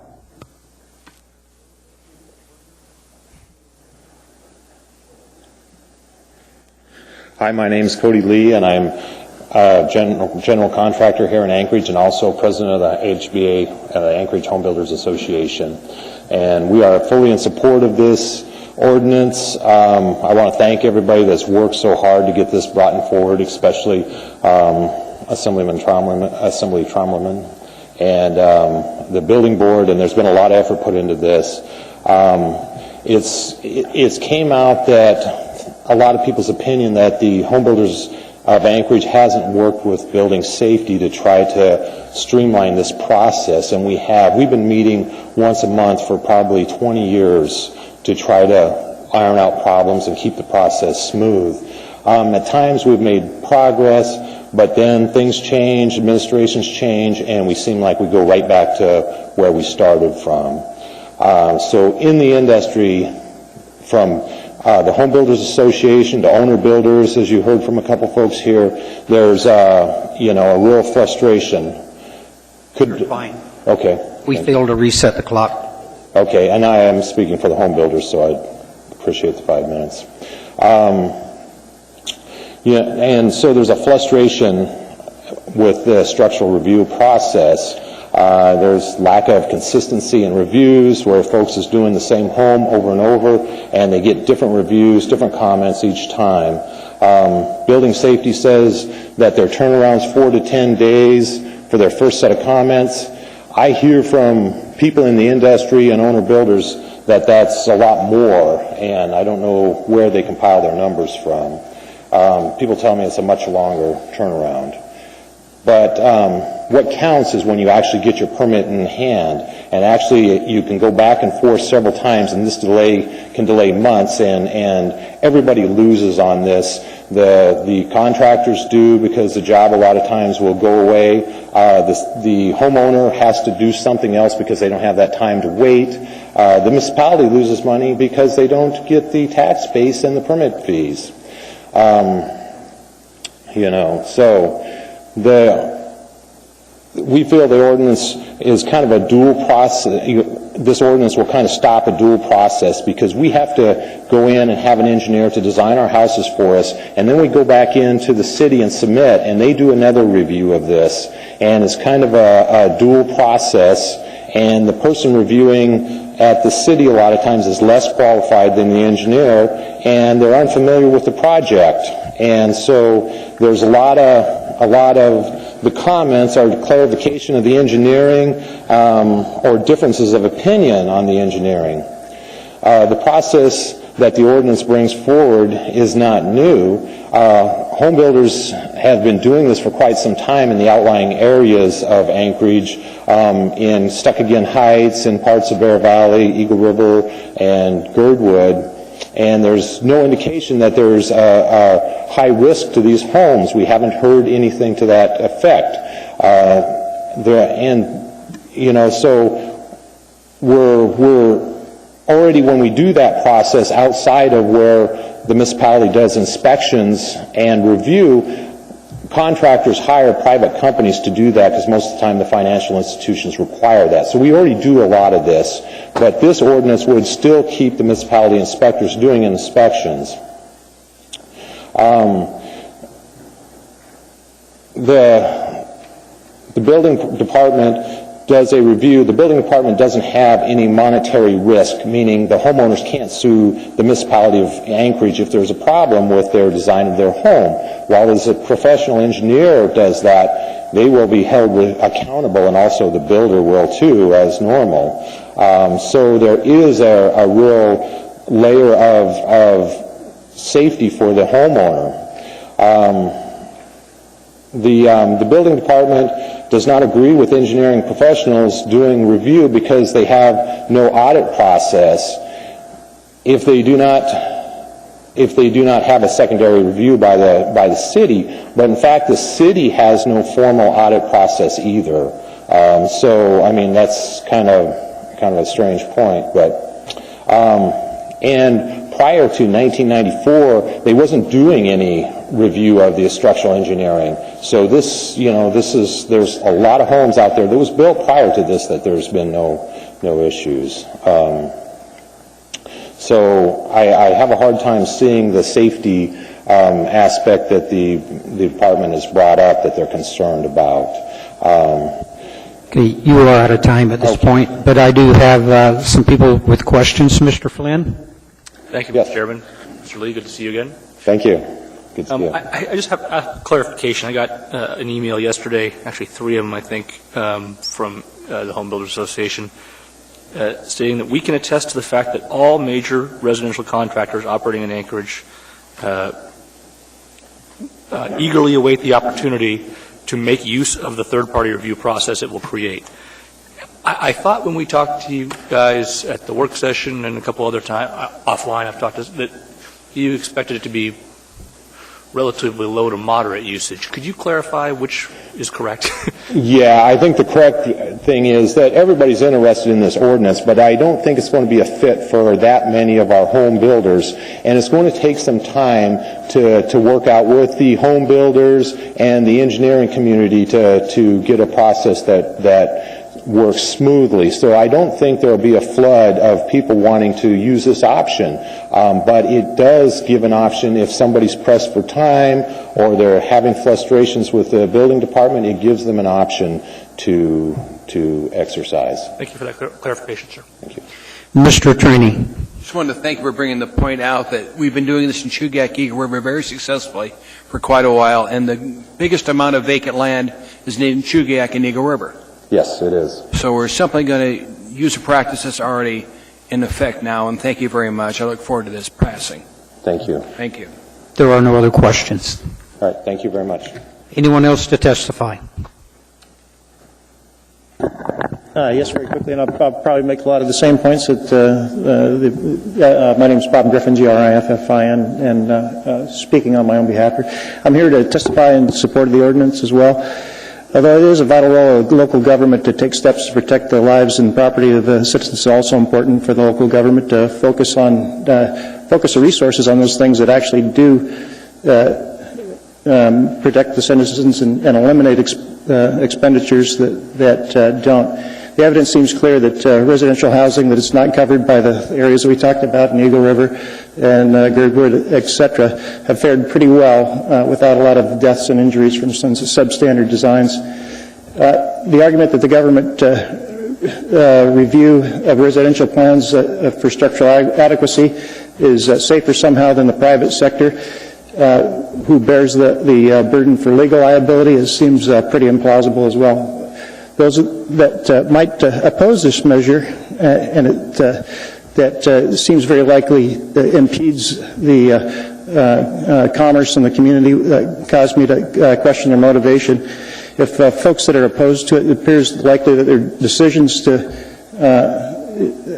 reduce unnecessarily impede commerce is not data-driven, but is likely politically driven, and not in the best interest of the community at large. I really hope that is not the case. But facing the $30 million budget deficit, if we can't, pull a trigger on low-hanging fruit like this, I don't think we're really serious about being able to improve things in the future. I think, once again, I'm testifying to support this ordinance and reduce this impediment to commerce in the community. Thank you. There are no questions. Anyone else to testify?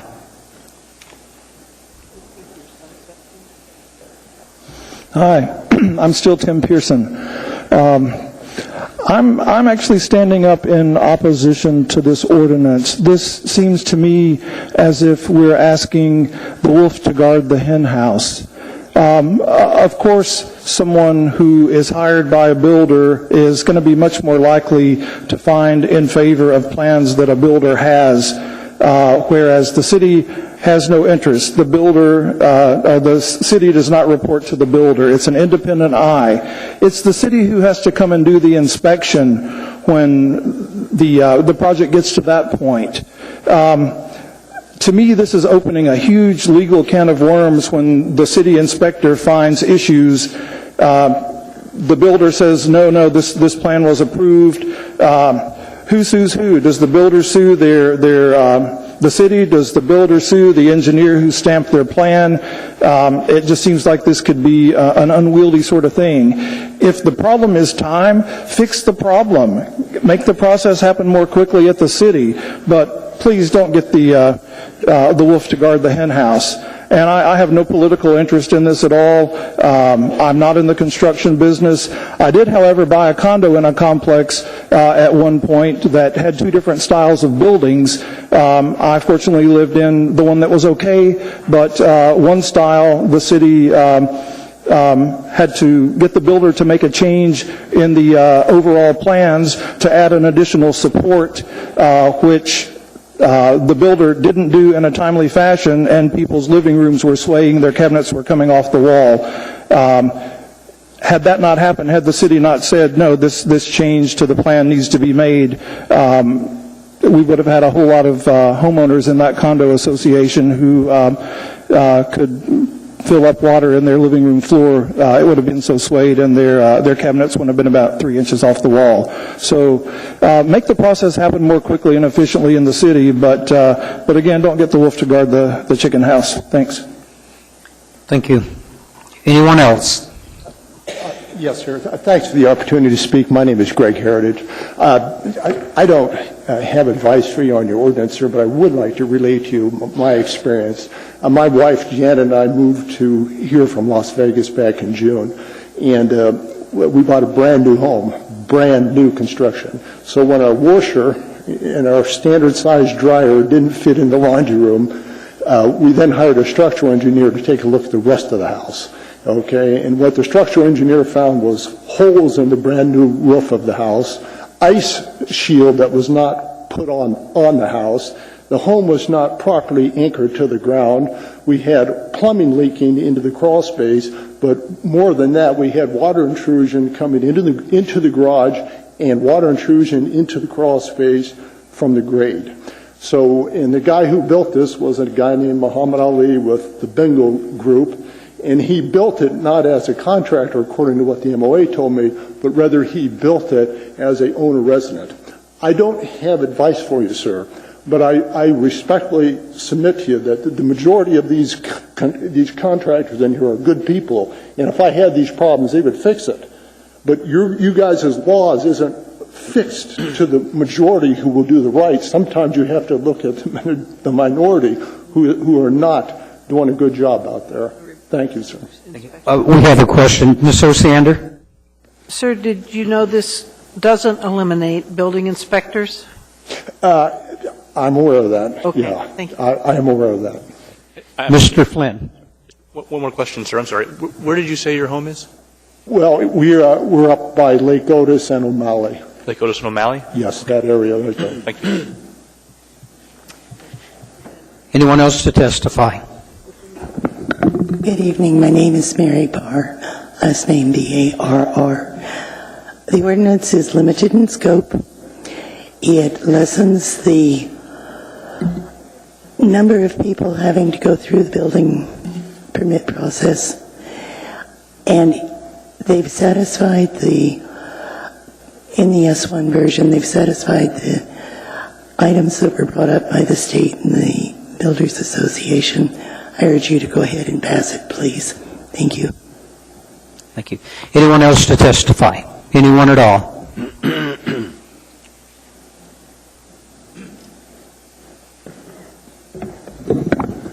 Hi, my name is Steve Palawoda. I'm a resident of Anchorage. I'm an architect here in town, and I've been an architect for the past 35 years. The first 10 years of which I worked as an employee for various in-town architecture offices. And then the next 10 years, I worked in my own small consulting offices as a forensic and diagnostic architect, helping mostly residential condominium associations deal with poor structural problems resulting from the hurry-up construction of the late 1970s and early 1980s. For the last 15 years, I've been an architect for the federal government. I'll try to make this short, and because time does not allow me to discuss all the ways in which I think this proposed ordinance is a bad idea. You do not want to pass this ordinance. The concept of there being an interruption in the hurried efforts to design and then to build buildings for profit by having municipalities' skilled, experienced engineering staff review the construction documents to be sure that they comply with code in order to ensure the safety of the people of a municipality is a time-honored and proven tradition throughout the United States. I have read in a local paper whereby there have been some large municipalities, I think Dallas and Las Vegas, that have occasionally gone to using contractor-hired structural engineers to review structural drawings. I would bet that this probably occurred during the building booms that happened in Dallas in the 1990s and the extraordinary building boom in Las Vegas that occurred after the turn of the century. Neither Dallas nor Las Vegas is in the heavy-duty earthquake zone that Anchorage is in. And Anchorage is also subject to fierce winds, which also place stress upon even single-family homes. You read about it in the paper all the time. It's a good system, it's a trusted system, and somehow the idea that a contractor would hire a structural engineer who he would pay to see to it that his plans are approved and that the structural engineer would get paid as soon as he says the plans are okay.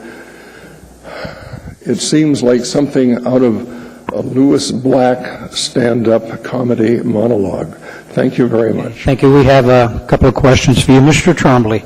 I appreciate you coming down. I just have two questions for you. Cities such as Wichita, Kansas, Oklahoma City, Kansas City Metro, Tulsa, actually go a step further than what this ordinance does. They have zero plan review. Those are areas of high flooding, high tornado activity. And for over 20 years they've been successfully implementing their program. That's my first point. I just want to know what you thought about that. And the other thing is that I'm troubled by some of the comments you made about the time-honored tradition of having local municipalities review plans. However, state law doesn't require it.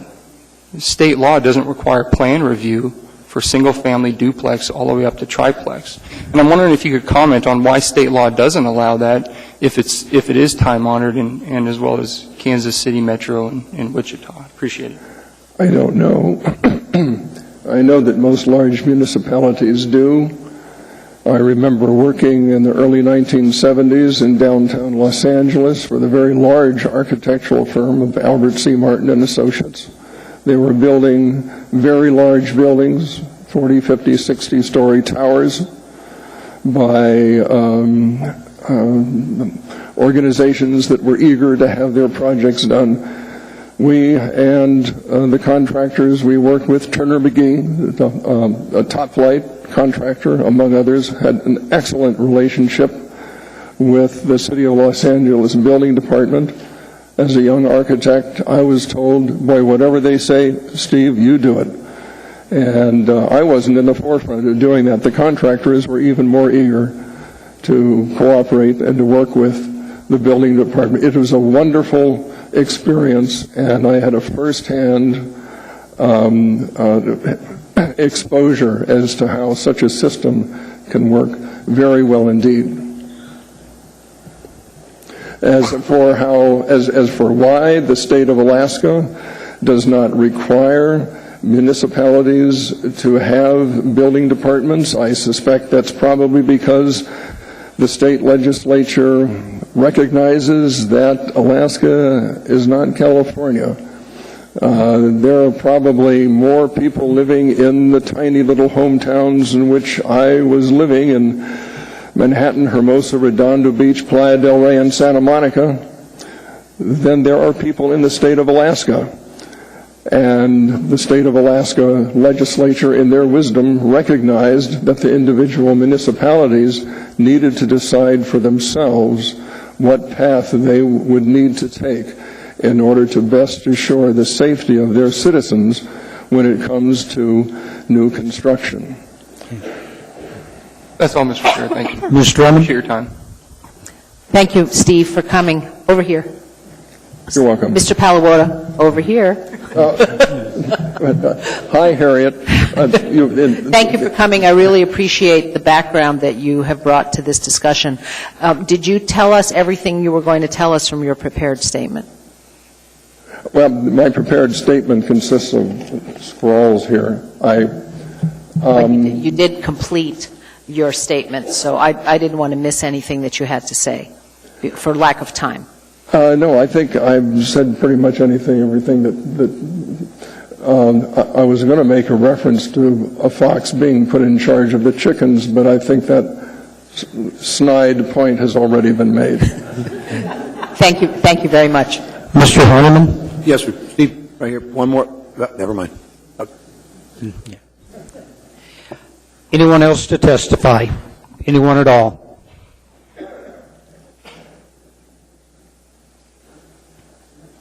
Hello, Tyler Loken, last name Loken. I'd just like to say that the hold that we give city right now that says that if a plan goes through there is okay, is false.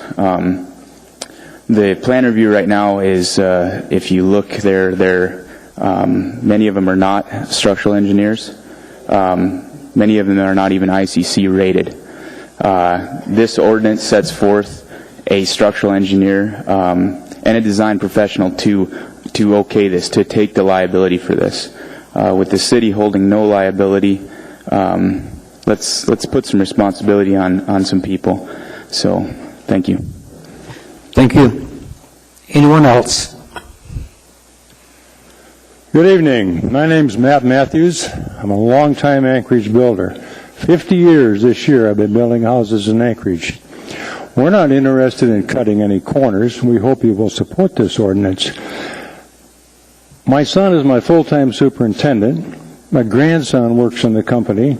He has a 4-year-old son that's my great-grandson. We just bought him his first hammer. And our name is on those houses we build. And we're not going to cut any corners. We build responsible houses, as do most of my fellow builders, the surviving builders. We've been through some tough times. The problem is the time it takes to get the permit. I could give you horror stories, but no need to do that. We've always run into troubles from time to time, all of us. We need to get the permit once we apply for it, especially on a pre-sale, because we have a deadline. We have to produce the home for the buyer.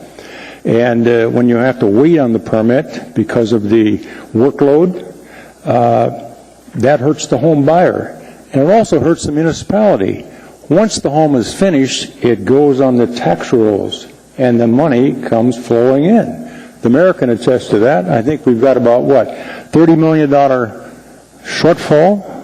The quicker that house is finished, the quicker it goes on the tax rolls. The quicker the home buyer moves in, becomes a more responsible citizen. The fellow that spoke about the hen house, I'd like to give him a little rundown. When we build a house, we go through 22 separate inspections. That means there'll be an inspector visiting that hen house 22 times. Starting out, we've got to get a SWEP permit, stormwater pollution plan. File it, wait 7 to 10 days, gives it back to the municipality. The state gives it back to the municipality. They re-review it. Go ahead. Then we get our permit. We get a water line inspection. We get a sewer line inspection. We get a bottom of hole inspection. We get a footing inspection. We get a foundation inspection. Then we get a damp proof inspection. Then we start our rough-ins. We get a rough-in plumbing inspection. We get a rough-in electrical inspection, a rough-in mechanical inspection. And then if you're building a wood-burning fireplace, you got to get a chimney chase inspection for clearances. If you pass that, then you get the insulation inspection for the chimney chase, then you can cover it. Then you get an exterior shear wall inspection so you can put your siding on the house if it has lap siding on the front. And you get a roof nailing inspection. And then somebody comes out to check the hen house, be sure all the framing is proper. Framing inspection. Then an insulation inspection. Then an interior shear wall inspection. Then you start your finals. You get a final plumbing, a final mechanical, a final structural, a landscaping inspection, and then depending on the season, you may not even be able to get your CO, but you can get a CCO, which means coming spring, you can paint the house, get your final structural inspection. And then you have to have your appraiser come out and do their final inspection for the bank. And then you've got the home buyer. There's a final walk-through inspection, blue tape inspection we call it. If you pass all those, it's done. Fair to say, Your So Honor. the hen house is pretty well protected, folks. Thank you, Mr. Matthews. We have some questions. Mr. Honeman?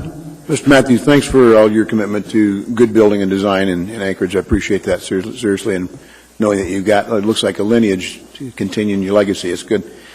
Is the concern then the delay or the time delay potentially at design review? I mean, for instance, I suspect you'll have to shop around and find an architect, planning designer, or an engineer, somebody that's willing to review your same plans and put their stamp to it and saying it meets Title 21 requirements and that it's going to be a structurally sound residence. I'll probably continue to use the existing system depending on the workload. If the plan reviewers, and they're short-staffed out there, budget reasons, has a lot of homes in front of me, I'll probably go to a private engineer, hire him, and have him approve the plan and submit for the permit. It's the time frame I'm worried about, especially on a pre-sale. We sell a house to be built. You've got to give the buyer a finish date when he can move into the house. 4 months, 5 months, depending on the season, depending on the complexity of the house. If we don't meet that date, they may have given notice to their landlord. They may have sold their house. They may be renting. They may be staying with family, an inconvenient situation. They want to get in that finished house. So time becomes very important. Time is money, as you all know, but it's especially important to the home buyer. And the existing system is a bottleneck as far as plan review goes. Those that are out there, they do their best. They're qualified by and large. It's just the holdup that we run into from time to time. We submit for a permit. If there's comments, they give you the comments. You get your comment back. You go to the necessary people, get all of them taken care of, so every complaint is covered. You can't go back piecemeal. Turn it back in. By then you may be on the bottom of the pile, and you got to work your way up. So there's 4 or 5, maybe 10 days initially. When you go back in the second time, you got to work your way back up. There may be additional comments. So it's the time factor that we're concerned with. We're not trying to cut any corners. We're not trying to get by with anything. The quality of the home is the paramount thing in my situation. Thanks, sir. Mr. Starr. All right, thanks for coming down. We're not trying to do 20 questions. How does your company stay current on local building codes? And can you tell us a little bit about that? You know, there's inference that the municipality sort of... The municipality usually gives us 30-day notice if there's going to be a change. And having been here building for 50 years, I've learned how to build in Anchorage, how to build in the cold weather, and pass it on to my son and grandson. And with the individual inspections, if there's a change coming up, they usually converse with us or vice versa. We learn of it that way. We go to meetings. We have to take continuing education every 2 years. So we stay conversant that way. Yeah, so we're talking about IBC 2009 versus, say, 2006, which changes ice and water dam shields, how you hold your house down to the foundations. You stay current on that, absent of pretty much help from the city, except with their local amendments. They don't help you understand building codes. They're just when they're doing their plan review, they're holding it up to a standard that says this is the new code. But you know most of that already. Is that your understanding? We're pretty conversant with the current code. When changes are coming, there's discussion, there's seminars. We communicate. Do you build a standard home like the Hillside Estate, or do you build custom primarily? Do you have you build 5 different types of plan sets, or how does your company function? I build spec homes and I build custom homes. It depends upon the buyer. The buyer pretty much dictates the market.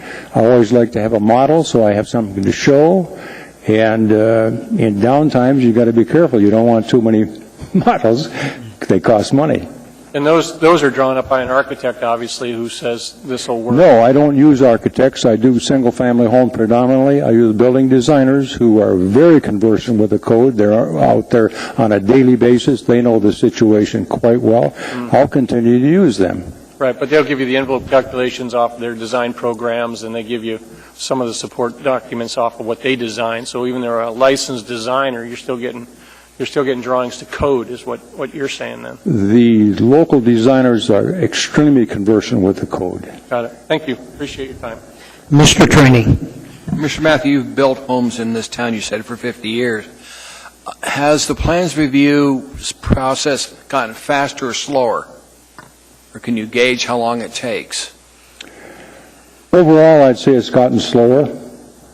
Okay, and time is money?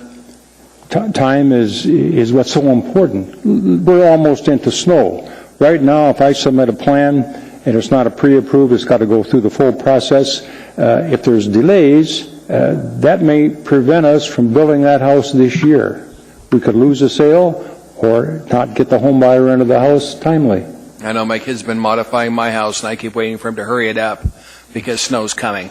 It is You build coming. homes in Eagle River, Chugach also? I only built in the Anchorage Bowl. I built out of the bowl before, but I only built in the bowl now for logistics. Okay, thank you, sir. There are no other questions. Anyone to testify? Anyone at all?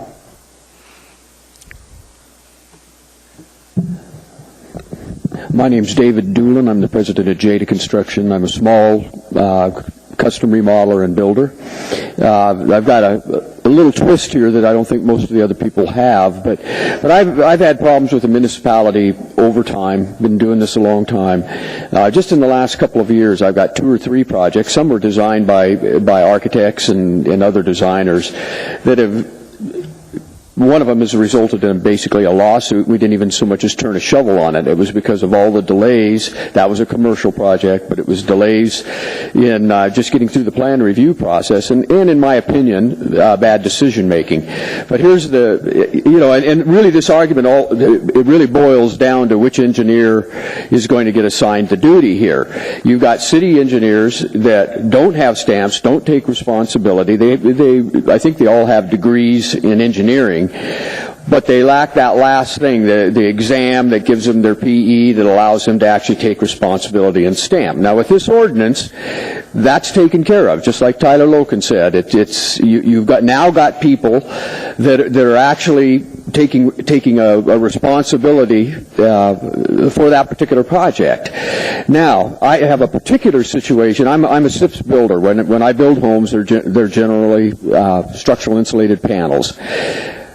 My last one of those that I did in code enforcement, I didn't do the design on the house. That was Carpenter and Carpenter. It was the first time that she had done a SIPS house. I had done a bunch of them, but they'd all been done in land use areas. Anyway, we took this in for plan review. The plan reviewer just shredded it and was telling us you need to do this and you need to do that. It's things that don't even make sense on a SIP structure. Don't even make sense. Well, I took the drawings in to talk to her, and I had a conversation with her, and I said, why are you making us do this? She says, because it's part of the code. And I said, well, was the code written to actually take into account the differences between stick frame, which is the way most houses are built, and SIPs? And of course it wasn't. And I told her, I said, well, show me why this is necessary. And she says, no. She says, you show me how it'll work without that. And we've kind of had this little back and forth exchange about show me. And I told her, I said, you find a structural SIPS failure anywhere in the world, because I've looked and I can't find them. In Kobe, Japan, when they had the big earthquake, some of the houses that were still standing afterwards were SIPS houses, because the Japanese have been doing this a little while. And anyway, she said the burden is on you to prove that this will work. And I said, the fact that it's been used in Europe, Asia, all over the world without any significant problems isn't proof enough. And she said, no, it has to conform to the ICC, the International Code Commission. Anyway, I asked her what she knew about SIPs. She knew nothing. She knew absolutely nothing about SIPs, other than that they existed and that they were like a foam sandwich kind of a thing. That's all. She didn't know anything. This is the reviewer who I'm supposed to take seriously. Is it the reviewer that now a stick frame, no problem, a lot of respect for that. But when you're faced with that, well, I told her if I go out and get a structural engineer to sign off on this whole project, just engineer, and we were blindsided by this. We weren't expecting the difficulties that we had. Sir, I'm going to need you have to accept this. If I come in with these drawings are stamped by an engineer, then you have to accept. She says, no, we don't. And she left me with nowhere to go. And I need you to conclude. Okay. I'm basically done, but there's the issue. I would have had the option under this ordinance to go out and get an engineer that did know something about SIPs to actually review my drawings. Understood. Thank you. Anyone else to testify? Anyone at all? Good evening, Mr. Chairman, members of the Assembly. My name is Jonathan Steele, S-T-E-E-L-E. I'm an architect and have been licensed and practicing in Anchorage since 1981. I also am a member of the Building Board. I'm not speaking for the board, obviously. The proposed ordinance represents a departure in the way the MOA conducts business and is proposed to alleviate problems with timely plan review and permitting and meet a consumer need.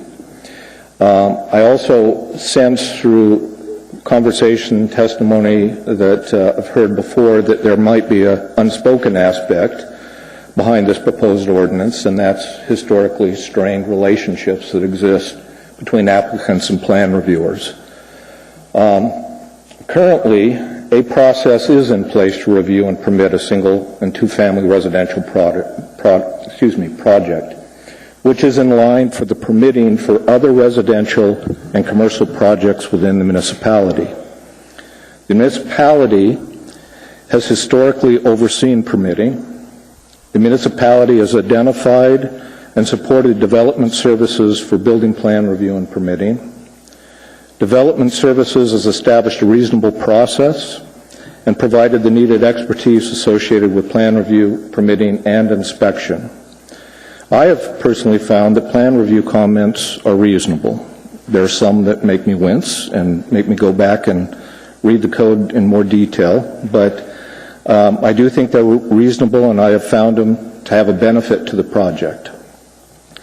Secondly, a second set of eyes I think is very important, and it is very helpful to the owner, the builder, as well as the architect.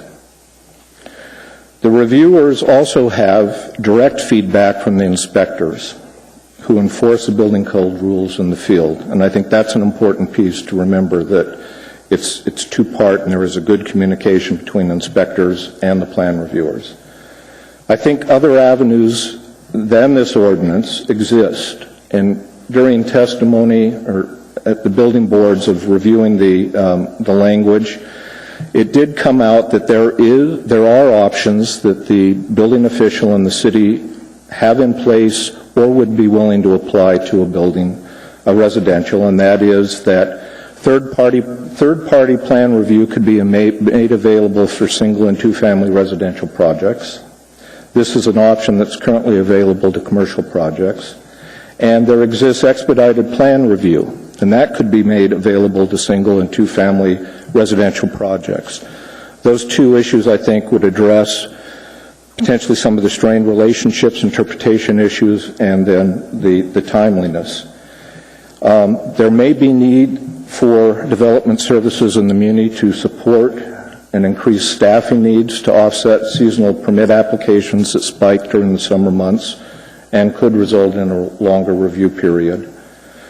And I think it is important to maintain the good training that occurs and to increase the training to keep informed of the intent and the changes that we see with building codes that have occurred over numerous years. Thank you. Thank you. Mr. Trombley has a question. My question for you, I appreciate you coming down. How much residential work do you do? I do hardly any. Okay, so do you understand the day-to-day process of what a residential builder goes through?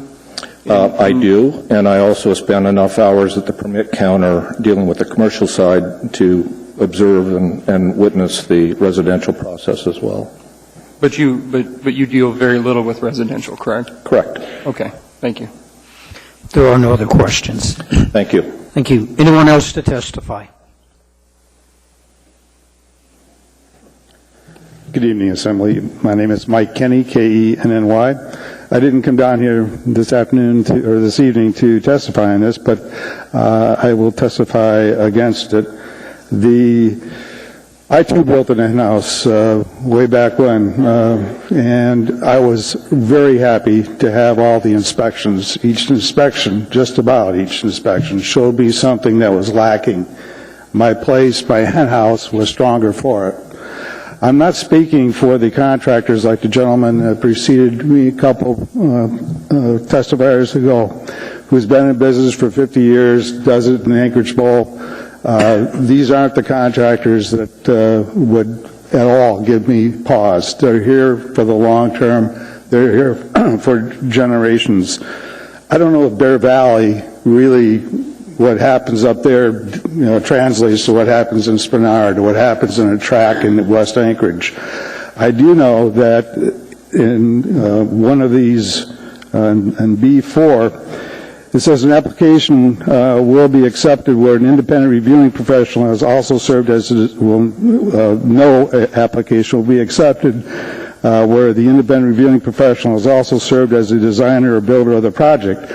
I would suspect that that's in there to prevent conflict of interest. What isn't in there is what happens on the next job. If you are not involved with this job, what about the next job? Do you get a break if you've done a job for the contractor? There are a lot of times when there's gray areas, you get the benefit of the doubt. You want to keep working for that, or you may have gotten the benefit of the doubt before. So there's a hole there.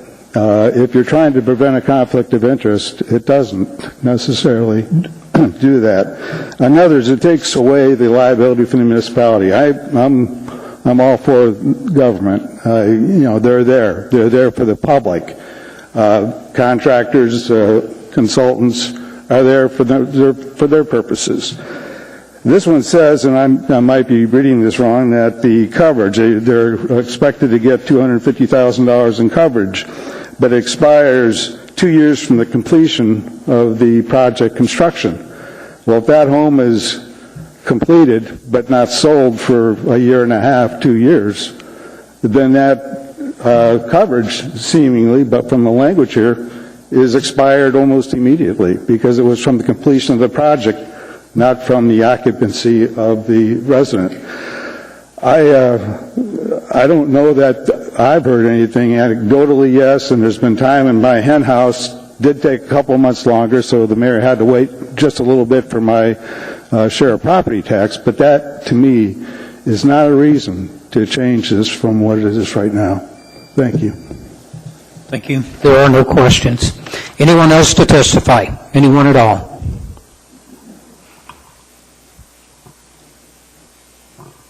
Mr. Chairman, members of the Assembly, my name is Tim Potter, and I'm not going to talk about foxes or hen houses or anything else. I will say that I have met with parties on both sides of this issue. The members of the Home Builders Association that I've met with, I would have no qualm going outside of the system and buying a house from them, whether it went through plan review at the city or was inspected or not. So, however, I do need to indicate that there is a kind of a diversity of professionals and or builders in every field. And I think that Ms. Osiander can look at a multiplex building in Eagle River that didn't do very well by a certain builder that I'm very glad didn't do single-family homes, and know that there are issues. There's good, bad, lot in the middle, whatever it is. I made a commitment to the Home Builders Association that I would not come out and speak against this. So I'm going to try and portray my testimony as comments and observations. And the first observation is when people come and they have very strong feelings on each side of an issue, that means the truth or reality is typically in the middle. And in fact, there are things that the builders can do different from a design standpoint, and making sure that their structural designs and that are appropriate and done and calculated correctly to save them time in the process.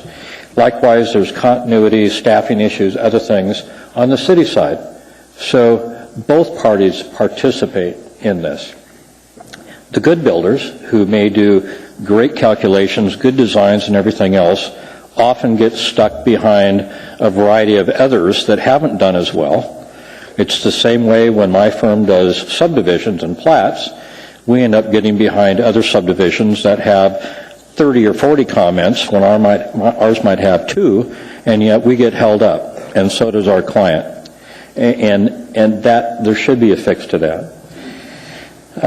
I'm concerned that the inspection disputes, if in fact this ordinance is used widely, will result in now the issues coming up at the time when is most vital to the builder. He's there, they have an inspection, there becomes a conflict and a disagreement in the field, and then all of a sudden that has to escalate to the building official level, because that builder is sitting there with the electrician, the sheetrocker, the insulator, everybody stacked up behind them to stay on schedule with the different houses that they're building to make sure they don't get knocked over. When that building official and the administration is unavailable to handle and maintain and manage the real key policy issues that the city needs to deal with in their department, it's a problem. And I'll say selfishly, when they're messing around arguing about a hurricane strap down on a house out in Eagle River, and that holds up and makes it so that the building official's not available for a Cabela's store or something else that I'm working on, that's real frustration. And I'd like to be able to get some separation. That's my biggest issue. If I could complete this, I'd appreciate it. Please. We create 2 processes, and 2 processes is nice. Sometimes you can't afford that, and I don't think this city needs to have it or can really afford it. Thirdly, based on the responsibilities that will be placed on this professional that's going to stamp these drawings, maintain insurance and all that, I'm curious to see, and I'll just stand by and watch if this gets approved, how many structural engineers or civil engineers with structural expertise actually sign up for that, go through the ICC training, get the insurance and everything else to do a residential home where the fees are not as great as they may be on a commercial structure. And lastly, while at the home builders meeting and at the work session everywhere, while I've seen Mr. Trombley and the Home Builders Association had a petition or a list of builders and supporting people and consultants that were in favor of this, I have yet to hear one home builder say and commit that they would use this process. Not one. And that surprises me.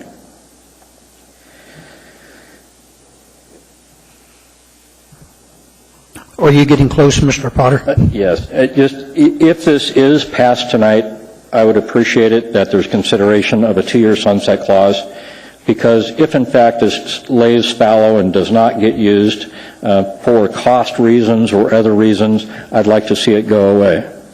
If it's not passed tonight, I would like to offer to work with the builders and the city through the Building Safety Department to try and come up with a solution that resolves the continuity and timeliness issues that have been around for a long time.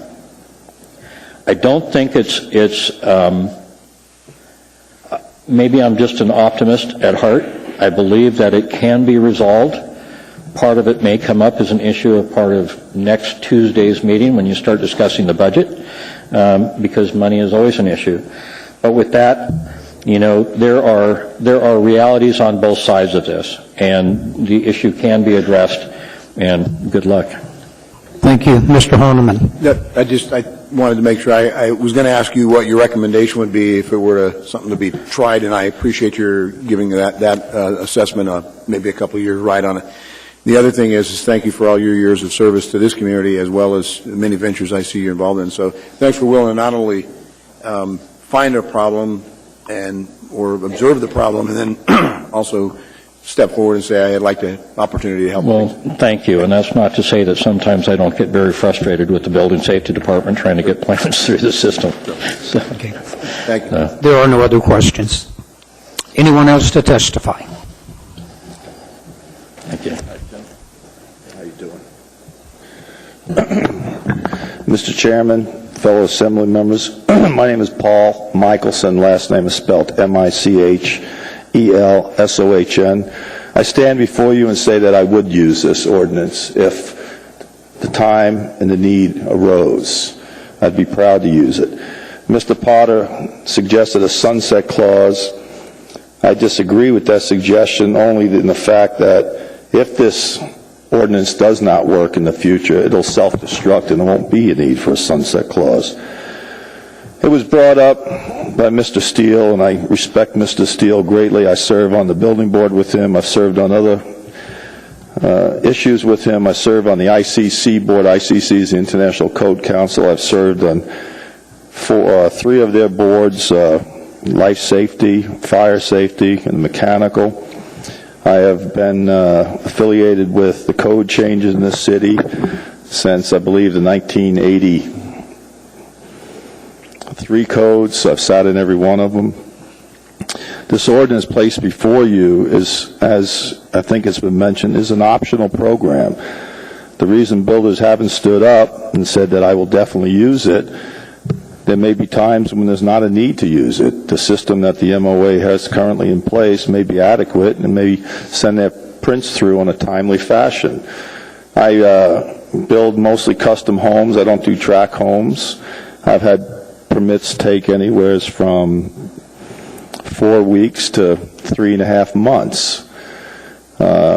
One print several years ago, we actually lost a building season because of issues with the city, and that was several years ago under different administration.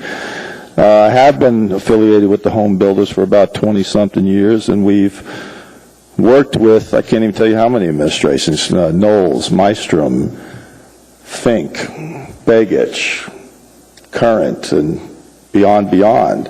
And the situations that arise at building safety today are the same issues that have been arising with every administration. The need for this ordinance is not so much we can't work with the administration, it's as the managers and the administration change, so does policy, so does government procedure. That's what frustrates the builders of this community. There was another statement made, the fiduciary relationship. What I understand, most of these engineers, once they take the oath, it's no different than an attorney, a doctor. They're professionals. They hold a higher standard. They can't enter into a fiduciary agreement with the builder.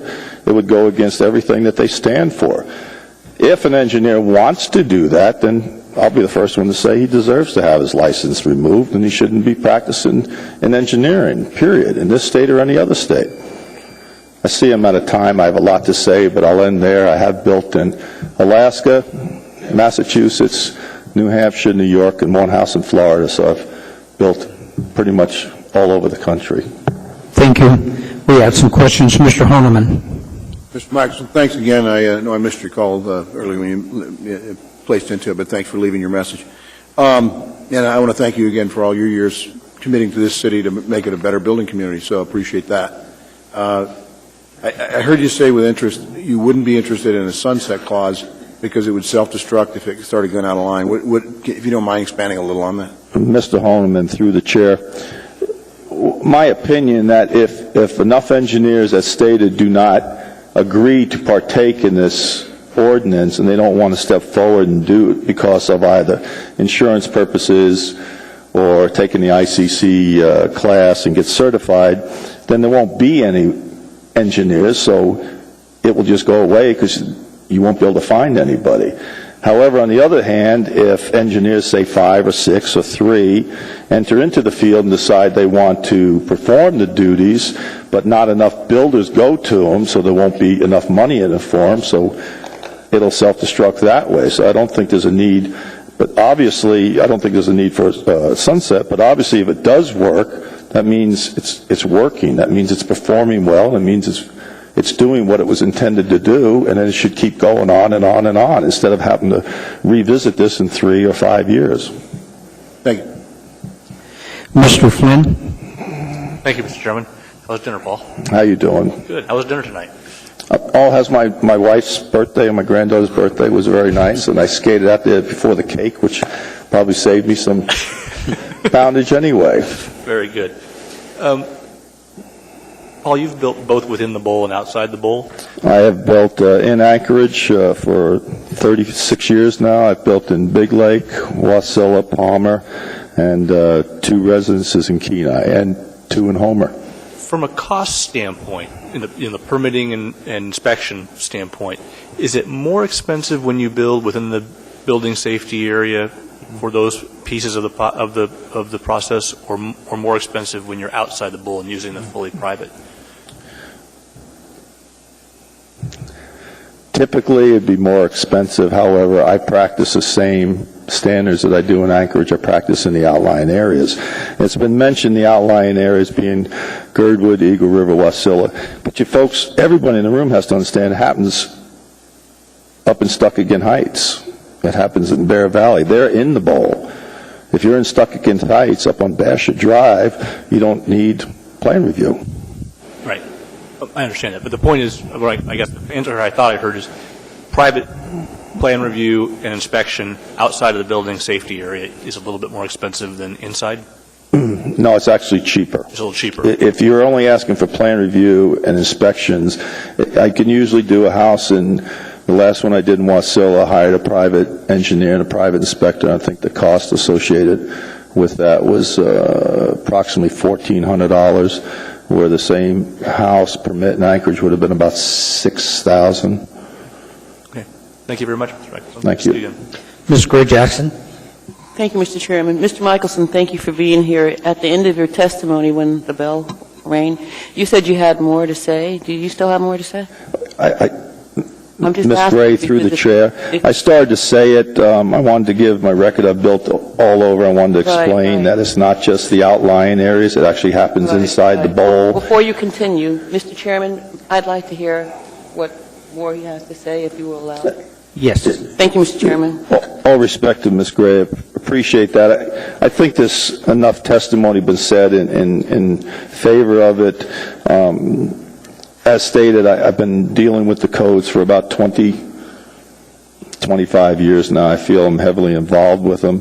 I don't see where this ordinance will take away from the code process. I think the code process is there. I think it's a very good process through ICC. I give the Muni credit, and so many times I get along actually with most of them down there. And there was one thing I was going to mention with the inspection issues. It was brought up several times that the inspectors are going to have a heyday with this, and they're going to have difficulty understanding a set of prints I may bring into them that's been, the plan review has been performed by a professional engineer. It's the same practice as it is now. When we still have a dispute with an inspector, we still have to go back to the plan review at the city, and we still have to go back to the private engineer and get it all straightened out so the process is going to be identical. And I strongly believe, my opinion, that if you have strong management at building safety and tells their inspectors how and what to do, you won't have the problems or the situations that arise. But I appreciate you asking me, Ms. Gray. Mr. Trini. Well, just sometimes we do have to add a sunset clause into it because it's a political body. To get the votes we need to pass, we may have to add a sunset clause. So please don't be offended by it. It just has to happen every now and then. Take care, Paul. Is that a question or just a statement? No, that's not a question, sir. It's just political reality. I appreciate your comment, Mr. Cheney. Okay. There are no other questions, Mr. Michelson. I appreciate your time, all of you, and thank you very much. Thank you. Anyone else to testify? Anyone at all?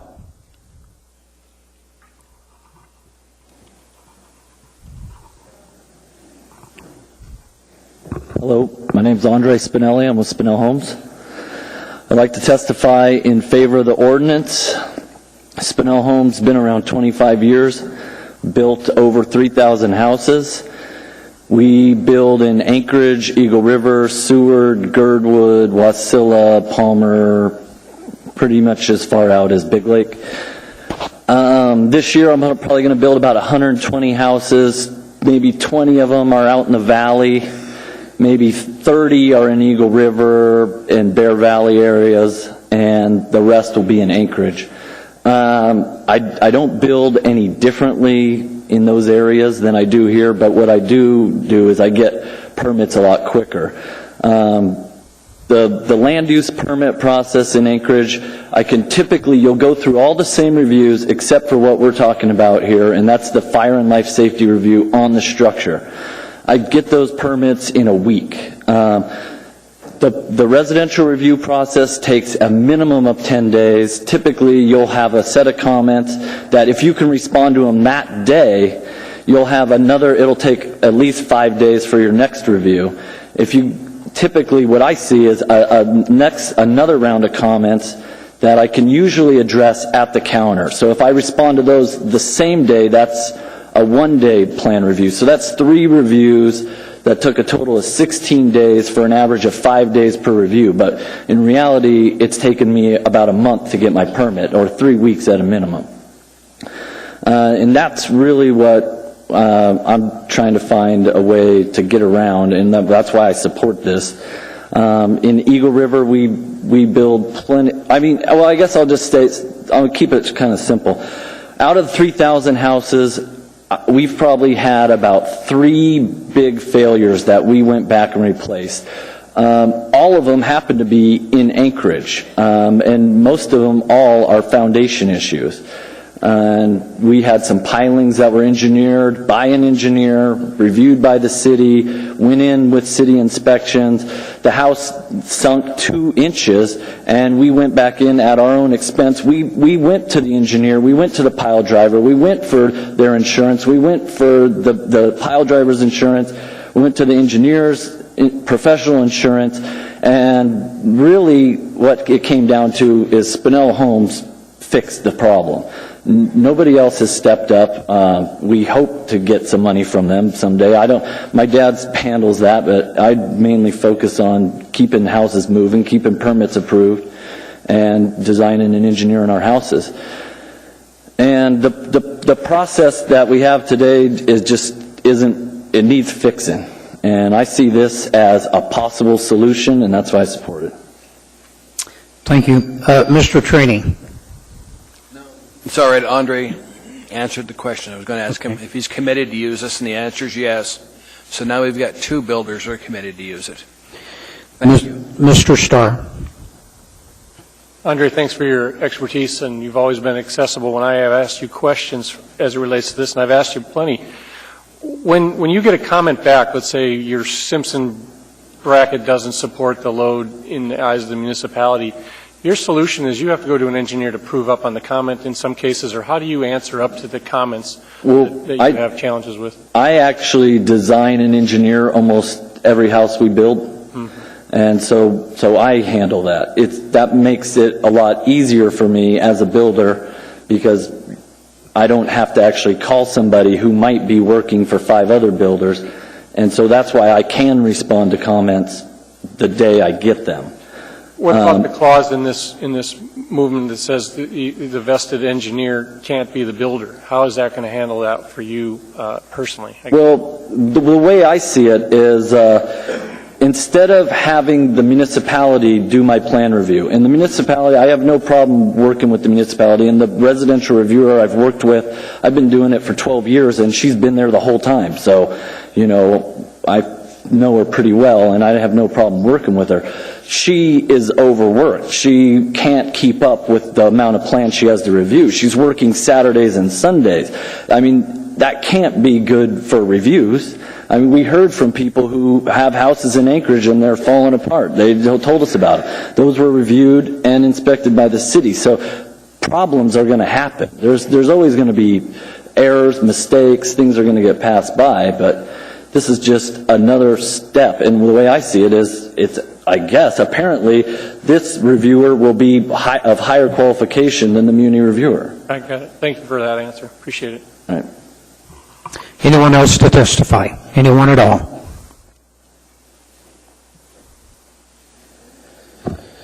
My name is Charles Gregory. I've been a builder in this city, alone in this city, since the 1970s. I have worked with the city many times, and since about 1995, it seems like to me that the city has been becoming tougher and enforcing more rules and regulations as they go. I think that the department in general is run very well and is a pretty good place. I think the real problem is that the employees overdo their job. When you come back with 25 comments on a plan, and several of those are very frivolous, but many of them have to do with the structural. And mind you, every plan that comes through has some structural, either mine all have an engineer now, Prior to 95, I did my own engineering and I did my own plans. I drew them. But it just got way out of hand for the city to accept my plans anymore. So ever since that time, I've always looked for another alternative. And I've always built in Anchorage, except for a few things that I've built in California. But even though I'd moved from Anchorage a couple of times, I didn't want to do things in California because I always thought they were harder. Today, it's very easy to do things in California compared to what it is here to go through the city. And as far as the city saying that they can review a plan in 10 days, they may be able to do it. But then you get your corrections. After you do your corrections and then you put it back in, you generally have more corrections. I mean, it just goes on and on. They could do this to you forever, I guess. At any rate, I am for this new alternative that we can put in, and it does give another alternative. When you go to the city and you only have to deal with the city, they control everything you do. So the general opinion of us builders is be nice and do what we can do. We don't want to have any retaliation. We don't want to have any problems with the city. So that's the general idea. The city employees are good people. They're just like us, and they work hard too. It's just that sometimes I think they look at us as if we are the fox on the hen house. Well, if you guys are up here or anyone wanted to have a heart specialist look at you because you thought your heart was bad, you wouldn't go to a builder, but you'd go to a heart specialist. Well, let me tell you, if you wanted to know something about a building, you wouldn't go to a plan reviewer, you'd go to a builder, because that plan reviewer may only know those few little things about what they look for, but a builder knows all of them. He knows all the aspects of it. It starts with a dream, and then it ends up with a good product, and it's a home that someone can live in. And then, of course, the city gets the benefit of taxing that. That's all. Thank you. There are no questions. Anyone else to testify? Anyone at all? Seeing, hearing none, this testimony is closed. This is before the body. Mr. Chairman, I'd like to move the S1 version. Second. Mr. Trombley? It was pretty well eloquently stated by those in the community. This time, nothing to add, Mr. Chairman. Okay. Mr. Starr? You know, I'm happy to look at government from a different perspective, and I think that's our job up here is to sort of say, you know, what's good policy, how does it best treat the citizens that we work for, and how can we help them engage in their community. So it's been sort of an arduous process for us to get here because we sort of start out with this good idea that, you know, we want to minimize bureaucracy, speed things up, and still sort of find where the government's role in protecting the citizens lies. And, you know, that we all take every part of that serious, some differently. I'm more commerce-driven and market fair, and, you know, if a good builder's a good builder, he's going to be rewarded through more business, and a bad builder's going to get run out of town. That's some of the attitude I have. What I like about this is several things. The licensed professional starts to come into play with a new definition. This last speaker spoke to it. They take the ownership and the opportunity to really get to know what they're drawing and what they're stamping for a lot of different purposes. Partly their license is on the line. That's a good thing. And then I think they're actually trying to do a good job so they can get more business. They're vested in the project. I think it's going to eliminate, I think the city will recognize quickly that it eliminates those folks that just say, well, you know, let's send this in and see what the comments are. I think there's some of that occurs. I think you throw it out there and you say, well, we're going to get 20 comments back, but let's just address them when we get them. Well, that's putting the burden of the design and the hard work on the engineering on the burden of the city. That's not their job. They should have complete drawings, and I think these folks that have the reputation on the line will do just that so that the products come out good. I actually think consumer protection is enhanced through some of these. Again, with the clauses in here on the insurance requirements, you have accountability to go back to them and say, hey, you know, you didn't quite do this correctly. Can you help me fix it? Well, okay, great. If the guy walks away from you, then sue him. We can't do that now with the city. We don't get that option. So I think the idea here that you have an enhanced consumer protection has probably been glossed over a little bit. And my final comment is I think you add some predictability to it, and you can actually have a containment to the cost. You predict the schedule. If that engineer wants to stay up and draw those out to his perfection, Saturday, Sunday, Monday, and crank those drawings out to say this is what we're at. He wants to negotiate with the builder, negotiate with the homeowner, future, great. He's going to do that under a finite contract of cost. He's going to say, I'll draw that up, I'll stamp that plan to do that code review, and it'll cost you $12,000. Now you don't know. You go back to your engineer, you have to deal with 3 or 4 or 5 hours of meetings. That doesn't come free. You have a more predictable nature to the cost, and I think that's important to the builders and to the people buying these homes that say, we need to have a home we can afford to do, and I think this does it. Kudos to Mr. Trombley for staying the course and working hard to produce the project. I'm happy to sign on to it, but the bulk of the work and the debates are best handled by Mr. Trombley. So I'm a yes vote, and I urge those to try it. Mr. Flynn, if you're going to move it, I'll be with you on it. I think that's a prudent thing. We've learned our lessons on letting things run their course. So thank you. That's all I have. Mr. Training. Adam, you've done a great job, and I'll support this, because I think this will take what we've seen in Eagle River and Chugach and expand it to the Bowl area. We're one town. We need to have one system that works in the entire town. And what you guys have out there works. We'll have it now as an available tool down here.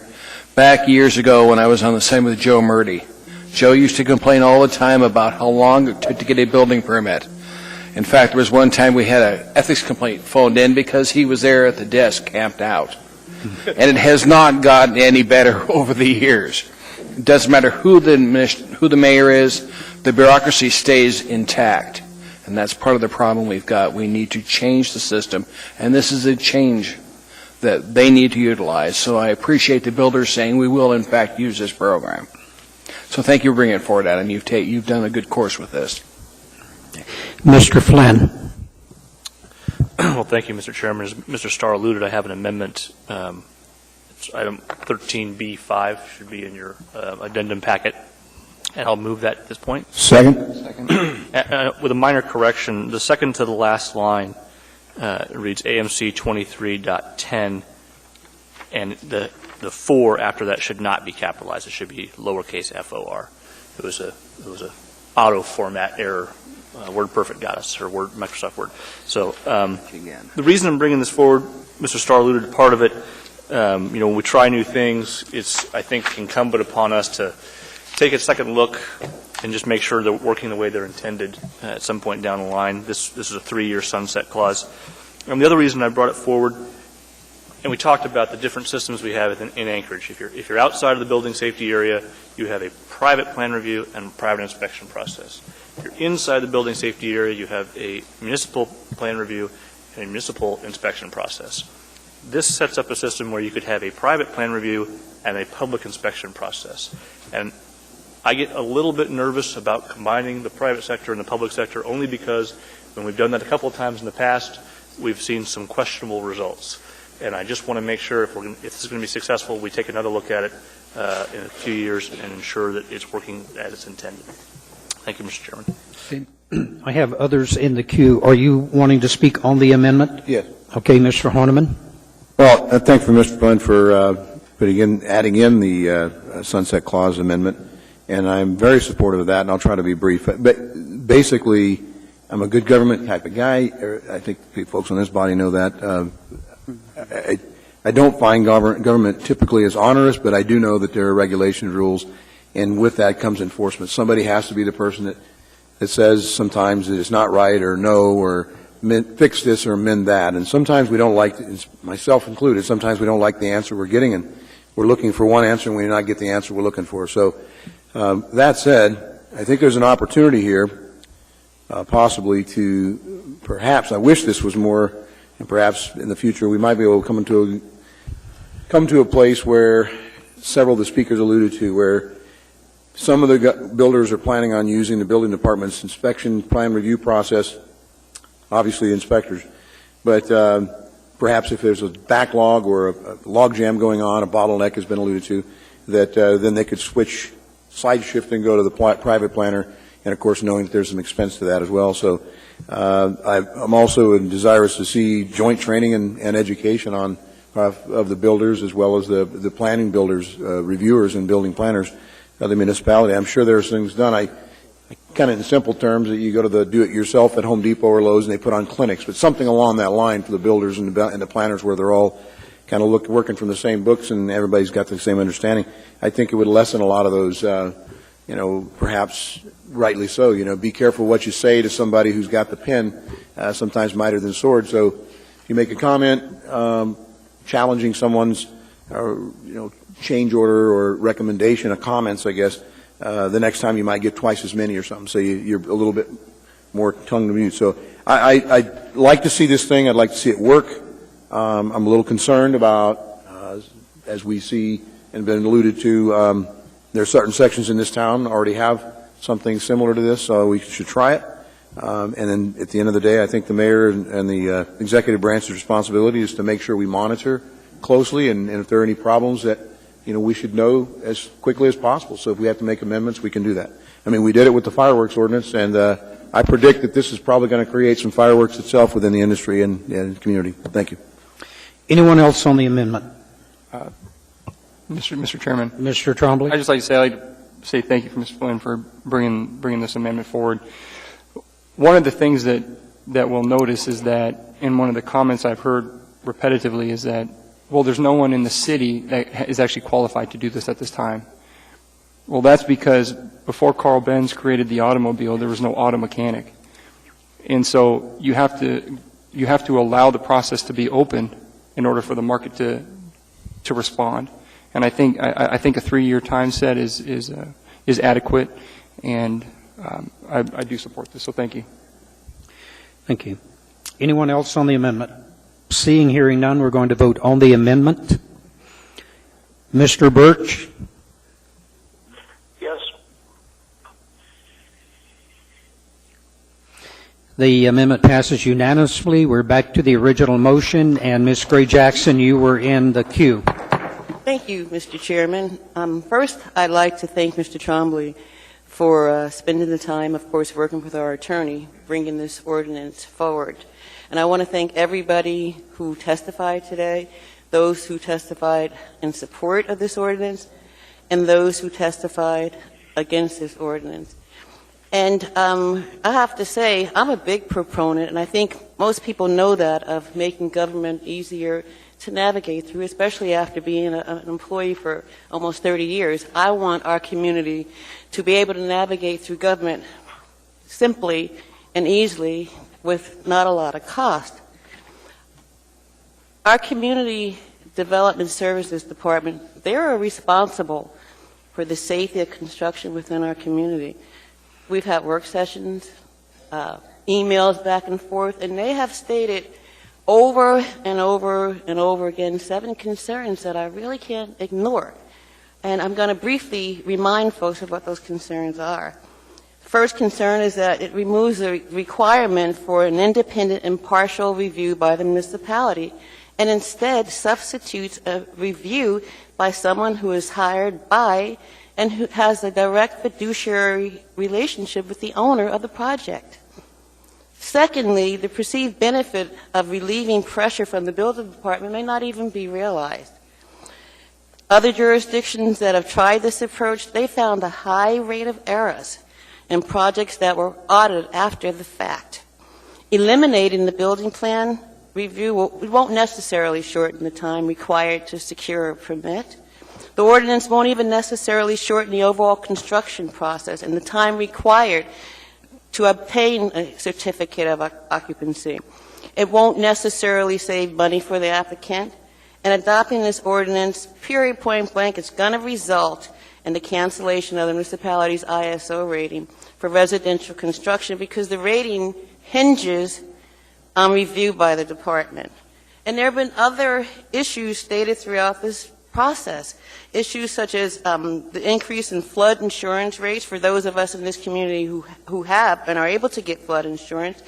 And the Anchorage Home Builders Association, they requested this change and they support this change, but there are so many others in this community that don't support this change. I've received just between yesterday and today at least 9 emails from folks in the community asking not to support this ordinance, and for all the right reasons. Even the Board of Building Regulations, there was a 5 for and 5 against. The Alaska Professional Design Council, they don't support the ordinance as it was presented, and they were okay a little bit after changes were made to follow state statutes, but they did say that they wanted something that would be acceptable to all parties. And as I just mentioned, emails came in yesterday and today, and I think a lot of people who did not agree with this ordinance just didn't even know that it was even out there. Folks, this ordinance, in my opinion, it's just simply not in the best interest of the citizens in Anchorage. And I'll tell you something else that happened last week that really made me think. We had a work session, and after the work session, outside in front of City Hall, one of the builders, whose name I will not repeat, said to Ms. Drummond, "Hey, you voting with us?" And to me, a comment like that is just blatant special interest. And it troubled me so much that I approached him about it. This isn't an issue of voting with a certain group of interested citizens, but it's an issue of making a decision to vote in a way that represents the best interest of all the citizens in Anchorage. I represent everybody in this community, including the Anchorage Home Builders Association. I do represent you also. And I respect and I appreciate your efforts to improve the process, but this ordinance does not represent the best interest of the citizens. And because of that, I know where it's going, and that's okay, but I can't, in my right conscience, vote for this ordinance, and I hope Mr. Potter does what he said he wanted to do and will work with both sides of the table to make the situation better. I'm not saying that our building safety department is perfect, because they aren't, but they know that there needs to be changes. But I just can't vote for this ordinance. Thank you, Mr. Chairman. Mr. Trombley? Ms. Gray Jackson, I appreciate you bringing up the ISO rating and the flood insurance. It's very important that people understand the truth about that. And the concerns over losing the ISO rating, for those of you who don't understand, the ISO rating is loosely tied to your home insurance rates. One of the things I've continually asked the department for is the ISO rating outside the building safety area higher, or should I say worse, than that within the building safety area? And I have yet to get a response. And so what we really find is that there really is no difference. The other thing is that flood insurance is directly tied to the ISO rating. Your ISO rating goes down, your flood insurance rates go up. However, the concern about losing the ISO rating is only in regards to self-certification. This ordinance does not allow certification. Self-certification would be, such as Mr. Spinelli, writing up plans, designing them, certifying them, and then building. That's not what we do. When it comes to the ISO rating and plan review, the industry allows 2 options: a qualified building official or a qualified designee. As long as you have either or, you don't lose your ISO rating. This ordinance provides that qualified designee. They're ICC certified, which means they're code compliance certified. They're a structural or civil engineer, which means they have all the credentials. As we've heard and as been stated, the individual certifying the plans has a higher qualification than the people currently doing it down at the municipality, at least some of them. So the fear of insurance rates going up and your flood insurance rates going up is a red herring. Thank you, Mr. Chairman. Mr. Flynn? Well, thank you, Mr. Chairman. I have to tell you, I'm not sure if I'm going to thank Adam or not, because I've done a lot of work on this. It's taken a lot of time educating myself, because this issue has been before the city, as Mr. Michelson indicated, for several decades now, and I couldn't help but recalling the words of the political satirist P.G. O'Rourke as I dug into this. He's known for a lot of things. His most recent publication is, I'm going to paraphrase some of his terms to keep the language appropriate. I think his last one is, "Don't vote, it only encourages the numbskulls." And speaking of the political parties. He, I think, said about Democrats something along the lines of, Democrats are the people who think that the government can help you take a few strokes off your golf game, make you taller, better looking, whereas Republicans are the party that believes that government can't work and they can get elected and prove it.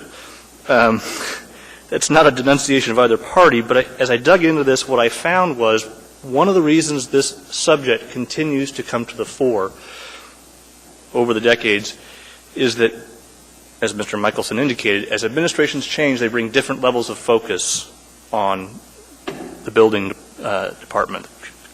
And Mr. Trainey referenced Mr. Murdy, our former colleague. He served in that role, basically troubleshooting for the department, a liaison between the building community and the permitting community. And at that time, things went pretty well. Currently, and apparently for the last several years, it's not going well. That's not an indictment of any body. It just means there isn't enough focus. And so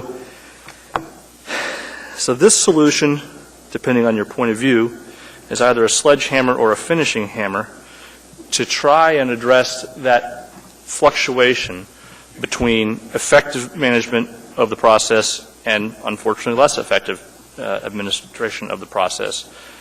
And I honestly don't know if it's the right answer. Mr. Starr referenced the difficulty with poor submittals slowing down the process. Maybe a better triage system for just rejecting submittals out of hand and saying, sorry, until you do better, we're not even going to look at them, would be a solution. I don't know. I'm willing to give this a shot. I put in the sunset provision because I'm not sure it's the right answer. But it's going to require our vigilance. And Mr. Mayor and Mr. Vacalis, whether this passes or not, I think it's a wake-up call for all of us that we need to bring a little more attention to the process and see how we can make it work better. Because I think if we do, this solution will be obviated and unnecessary because we're managing better. Thank you, Mr. Chairman. Thank you. Ms. Drummond? Thank you, Mr. Chair. I find it interesting that the folks who came out to testify to us tonight, for which I thank you very much, are just about evenly divided, pro and con, on this issue. Two of those folks I have a great deal of respect for. Mr. Paluota is one of the first people I met when I stepped off the plane in 1976 and moved to Alaska. And I watched him work very hard and in the architecture firm in which I was also employed at meeting municipal codes, building responsibly, or designing responsible jobs and working with the contractors and the inspectors. It was difficult then. It isn't any easier now. And I also appreciate what Mr. Potter had to say. Mr. Potter spends an enormous amount of time following up on what we here at the city are doing. He's been at almost every Title 21 committee meeting the last several weeks as we have proceeded to make minced meat out of land use regulations. But that's another chapter that will open in November. And I also appreciate what Mr. Potter had to say. He also observed that we were very divided on this issue. And I don't think that makes for good policy to have a very divided both community and body on this issue. And I am going to be a no vote on this. I don't think it's ready for prime time. I'm concerned at the number of S versions on something that has this much impact on the expensive projects and expensive processes. I think it needs to be more carefully thought out and better supported before we go and put it into effect. Thank you. Ms. Gray-Jackson. Thank you, Mr. Chairman. I'd like to move an amendment to AO 2012-62S1. It's page 4, line 13, and the amendment is being passed out right now, but I'll read it into the record, if I may. The building official retains the authority to render all code interpretations and to require variances and appeals to be filed with the Building Board of Regulation Examiners and Appeals. The building official or designee shall maintain a quality control program for submittals under this section and may audit plans submitted by independent reviewing professionals for code compliance. The audit is for a limited purpose of measuring the performance and objectives of this section and may not be used in advance of or in conjunction with original permit issuance. Thank you, Mr. Chairman. Yes. Mr. Trombley. Well, my concern over this amendment is, one, we have an audit department, and so I'm not sure why we're going to be having the building department, who's clearly, as they've stated over and time again, as they bring forward permit fee increases because they're terribly understaffed. But now we find out that they're going to have the time and the ability to perform audits, which aren't going to be cheap, and they're certainly not going to be overnight. This is going to take a lot of time. So I'm confused. Either the building department is clearly understaffed and don't have enough time, or they have enough time to now perform audits. So it is confusing, but I can't support this considering we have an audit department. Mr. Starr. I think Ms. Gray Jackson's looking for a way to determine whether or not it's working or not, and I don't think this is it. I think what's going to determine whether it's working or not is the function that's already in place, and that's the building inspectors going out there and saying, you can't continue your job, red tag. These guys are going to come back to us and say, hey, either the building inspectors are now getting heavy-handed and they're shutting us down, or they're going to go back to their engineers and designers and say, look, you guys missed it. It just cost me another week on the job. So, I think the intention of auditing and monitoring is good, but I don't think the tieback is going to come back. I don't think you're going to be able to link this back to a quality plan. I think it's going to be too hard to do with this, and I think it adds another layer that's burdensome to the administration.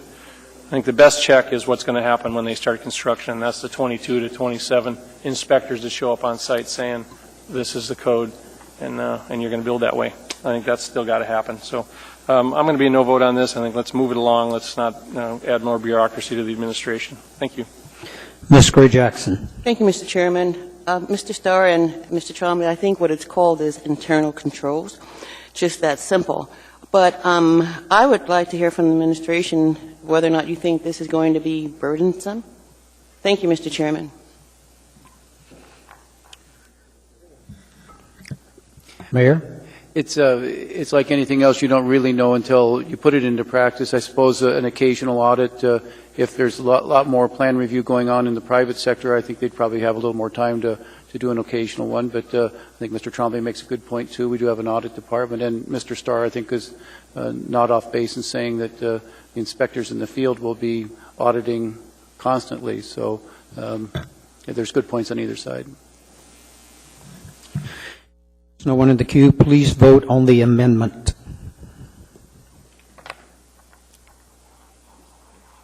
Mr. Birch? No. That motion fails. What have I got? 7-4.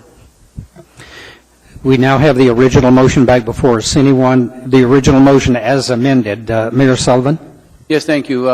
It's been a number of months in the process, and when Adam first, or Assemblymember Trombley, first brought this to me and wanted to know whether I approved it or not, I said, in concept it looks good. There's certainly dichotomies, but you've got to go do your homework, essentially, and that is show me other areas where this is enacted around the country, show me the results, meet with the building board, meet with the professionals, and meet with the staff, and make sure you flesh out the various concerns. And that's why you do have an S version or two, is because Mr. Trombley, quite frankly, did his due diligence. He went out and did talk to all the various groups and came up with an ordinance that, while it's new and unique, I think every now and then it's okay to try some new things. And when you look at the building patterns in Anchorage, it's always amazed me the dichotomy we do have, that Eagle River and Stuckagon Heights and Bear Valley aren't under the same rules as the rest of the municipality. And you look at Stuckagon and Bear Valley, those are the highest wind areas in the city, and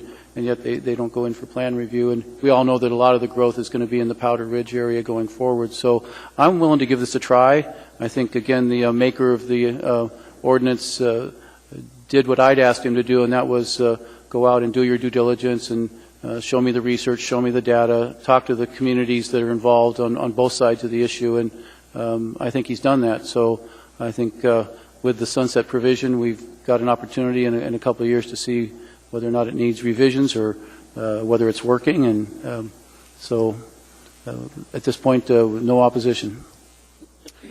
See no one else in the queue. Please vote on the motion as amended. Mr. Birch.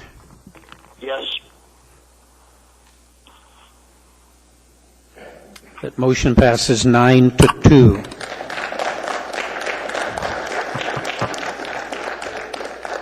Mr. Chairman. Mr. Trainee. Move for immediate reconsideration, urgent no vote. Second. Okay. Please vote. Mr. Birch? No. Motion carries unanimously. Mr. Chairman, just to clarify, was there a second on the motion for immediate reconsideration? He Paul did? seconded Okay, it. Yeah, I I didn't did. see it on the board. I didn't hear it. Sorry. Okay, we're moving into item 14. Ms. Drummond? Yes, Mr. Chair, thank you. I'd like to move to change the order of the day and take up item 14F as in Frank first, due to the fact that there are a number of folks here to testify who have come in a long distance to do so, and this is a very long meeting. Thank you. Okay, anyone object? Okay, we are going to change the order of our agenda and take up 14F next. I want to be clear and everyone understand we are going to postpone this to October the 23rd. You get to testify one time. If you testify this evening, you will not be able to testify again. We will not close public testimony today. And when this comes before us at that point, it may be something different than what we are going to be speaking to this evening. So with that understood, let me read item 14A, AO number 93. Before you do, point of personal privilege, could you ask the audience to be quiet? Yes. Thank you. Could we have order? Thank you, sir. Thank you. We have before us AO number 93, an ordinance of the Anchorage Municipal Assembly amending Anchorage Municipal Code 27.20.130. Waive reading. Thank you. Anyone to testify? Anyone at all?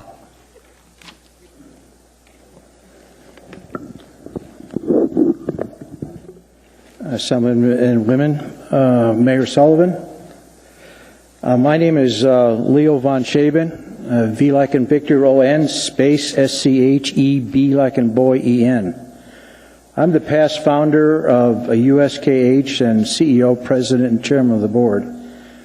I'm amazed how small this community is and how small this town is, because I used to be on the railroad board, and Assemblyman Flynn used to appear before me, and I used to work him over pretty good. Please be gentle. I'm here at a request by the current CEO of USKH, Tim Vig, to bring some historical look on this Tesoro thing. Of course, I'm in opposition of it. In 1972, Gordon Unwin and I shook hands and formed Unwin and Shaben, and took Unwin and Shaben to USKH, Unwin, Shaben, Clinton Hiddle, with a vision to build an architectural engineering survey company that was a prestigious company in Alaska and nationally recognized. 40 years later, USKH is just that. And one of the reasons for its success has been the people. I estimate some 600 people have either worked at USKH or are still working at USKH. A couple of them that jump out to me is Lieutenant Governor Craig Campbell and Federal Director for the Denali Commission, George Canolis. The employees at USKH are exactly the reason I'm here. Years back, there was a liquor store south of USKH that used to sell to the street people. The street people would come up from the green belt to the north of USKH, up the chute, I call it, A Street, get their booze, and end up in our parking lot and get pretty well schnockered, use our outdoor area, our parking lots and our covered parking as a toilet, and harass our people, ask for money, harass our clients. And in fact, Bill Borchard, I think he's still here with Arctic Office Supply right next door, and he fought the same battle. I actually had to hire security to escort our young ladies and women out of USKH at the time. I used to ask the men to stay around if they were working late. We were continually having people, street people that were passed out in our cars, again, urinating and defecating in our parking lot. It was pretty sad. Safety is an issue that is confronts management all the time. Tim Big, who is the current CEO, president of the company, is faced with providing safety for its employees. Arctic Office Supplies is supposed to, it does the same thing. When that liquor store license got turned down, the one that was to the south of us, all that stopped. It was amazing. It just stopped. We didn't have any problems with people that are inebriated coming in our buildings, again, messing up our parking lots and sleeping in our cars. It stopped. It went away. Then Tesoro turned right around and applied for that liquor license. Again, we fought the battle, and it got denied. As far as I'm concerned, nothing has changed. USKH to me, is a landmark in Midtown. So is Arctic Office Supplies, two very reputable companies that have to provide safety for their employees. Picture yourself having kids that would be working for USKH right now, having to fight that battle to get to work. So I'm appealing to you, as a previous CEO and founder of USKH, don't give this license to Tesoro. They don't need it. USKH and Arctic Office Supply would suffer economic damage. It would affect their clientele, and it's just not good practice. We've been very happy the way things have been since the late 90s, and that was taken care of. So that's my pitch. We have some questions for you, beginning with Mr. Flynn, as you might have anticipated. Pat. You forgot to mention your lawyer. Yes. Yeah, my lawyer is his dad. Leo, good to see you. I remember this previous operator, I guess they're about a block north of where Tesoro's facility is, right between their property and yours. Right. And I remember them because they used to operate in a different location over in the BJ Mall, right on the corner. And when I was in high school, that's where my friends bought booze when they were underage. So I knew they'd sell anything to anybody. Right. I guess I have the question. I understand how emotionally visceral this is to you because of how bad an operator they were. Right. Have you ever had the chance to sit down with Tesoro and talk about that and get, I mean... You know, Assemblyman Flynn, through the chair, Assemblyman Flynn, as soon as that liquor store, the one that was the bad one, got dumped, Tesoro asked for the license. You guys and gals turned it down. I got a nasty gram from Tesoro to me as CEO, so I was not in the mood to share warm and fuzzies with Tesoro over another liquor license. Okay. Appreciate that. Thank you, Mr. Chairman. Nothing further. Okay, thank you. Ms. Drummond. Thank you, Mr. Chair. Thank you, Mr. Von Schaben, for coming. I appreciate that you came a long way and that you're still sticking with this, 13 years later. Right. It's a shame that the community has to get up in arms about something like this so frequently.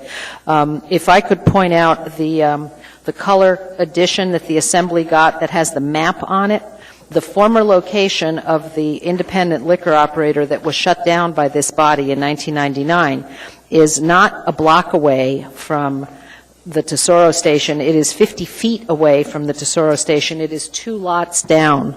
It's only, Tesoro is here, this lot is right here, this small building. It is going to be almost no different. And I haven't seen much improvement in the operations of a lot of other liquor stores in the neighborhood, and inserting a liquor store in this location will not be helpful.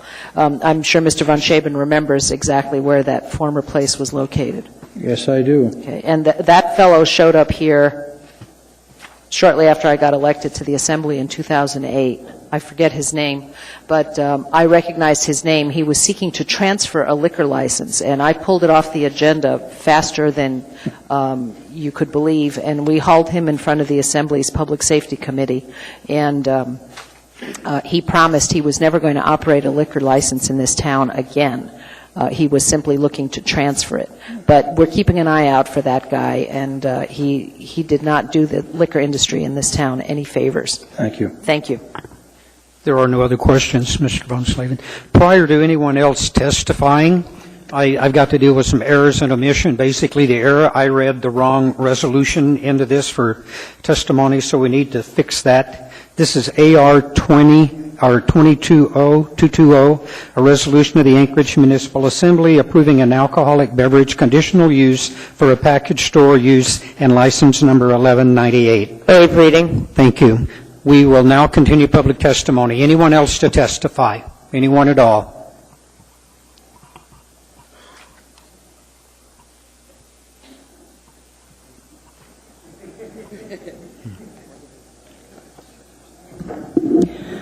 Good evening. I'm Mary Wood. That's W-O-O-D. I'm here to oppose the transfer of this liquor license. There are a lot of people who live and work in Midtown that are here with me, and I'd like to give you a visual. Would you all please stand if you're opposed to this liquor license transfer? I also helped fight against the transfer of this license originally in 1999 with a lot of my friends and a lot of the neighborhood, and we're still here. We're still bothered by street people, not to the extent that we were before, but the street inebriates do indeed travel up that A Street corridor and they get their alcohol. And quite honestly, they hang out right now at the Tesoro station that does not even sell alcohol yet. There are pictures of them taken just in the last few days, sitting there just enjoying life. I think that you need to look at what you're going to do to the people who live and work in Midtown, and I think it's a shame that this problem has continued. My husband 25 years ago sat on this body, and the alcohol problem with the street inebriates was excessive then. It still is a very valid issue that needs to be addressed now. I don't know the solution, but I don't think putting another packaged liquor store in an area that already has a saturation level is going to do anything other than exacerbate this problem and make all of us have to go back to being escorted to and from our cars, worrying about when it's dark, who's waiting outside. If you leave your car unlocked, are you going to have to pull somebody sleeping out of your back seat? It's not fair to the people that live and work there, and I would strongly urge you to vote no on this. Mr. Honeman. Ms. Wood, thank you for your service, which I know your husband had served on the Assembly, but you had to give up some time to share with him with several constituents when their concerns. I'm curious, excuse me, I'm wanting to try to delve into the community. I've gotten several emails, and thank you for submitting those and some calls. Is it that Tesoro, I'm not want to put words in your mouth, but are they a fairly good operator, good neighbor currently as they stand without the liquor license? Are they a pretty good operation in business currently there? I think other than the fact that some of the street people hang out there currently, yes. Okay. And then the second part of that is that you're concerned about the liquor license being not necessarily just Tesoro, but anywhere in that geographic area because of the saturation. Is that what I'm hearing? That is definitely a concern of mine, and I also have read a report this evening that indicates that Tesoro is not in compliance with current package stores that they have in the community. I see. Okay. Well, thank you very much. I appreciate it. Mr. Trini. What's John doing these days? What's John doing? Oh, a little of this and a little of that. You know how it goes. I remember your husband well. We had fun together here. I've been here too long, I think. Tell him hi for me if you would. I will. Thank you. Thank you. No other questions. Anyone else to testify? Anyone at all? Hello, my name is Campbell Borchert, and I've worked at Arctic Office Products for at least 12 years. And during the time the previous alcohol establishment was there, I worked landscaping as my high school summer job. And let me tell you, I've picked up everything, I've seen everything, and my physical safety was threatened on numerous occasions. And it was a horrifying experience, and it definitely was not a fun summer job picking up after all the inebriates around there.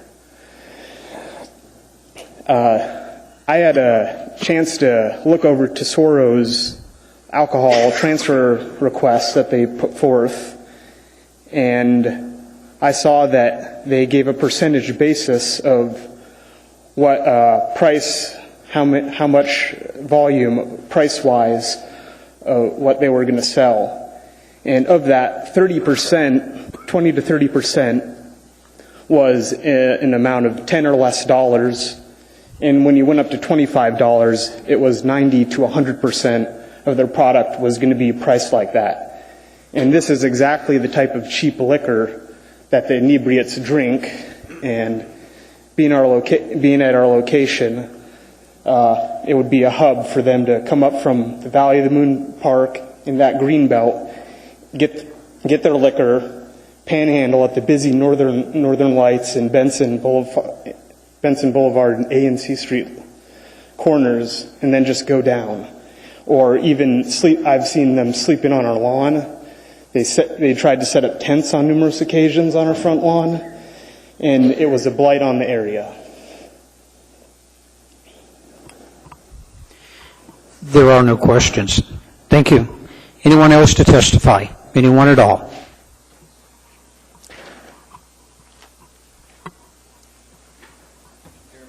You know, if we don't have anybody else testify, we will continue to the Yes. next meeting, and you can testify then. You don't have to speak tonight unless you want to. It's your choice. That's all right. Well, I'm here now. Just thought I'd give you the option. Thank you. Hi, I'm Mike Richardson. For those of you who don't know me, several of you I do know, and I've met you over a cocktail or two at fundraisers. So you know that I'm not one to come out preaching morality or sobriety, but I live and work in Midtown, and I would like to share my past and current experiences as they pertain to this location. I started working stocking shelves at Arctic Office a half block from the location 20 years ago. In my first week working there, I had to pull a passed out drunk out of my new boss's car, not exactly in the job description. My lady boss was understandably skittish after that to go to her car alone, and we began escorting the ladies from the building every night. Within weeks, I realized that our business had to dedicate considerable expense and resources to daily liquor bottle cleanup, graffiti cleanup, and security rounds of the facility.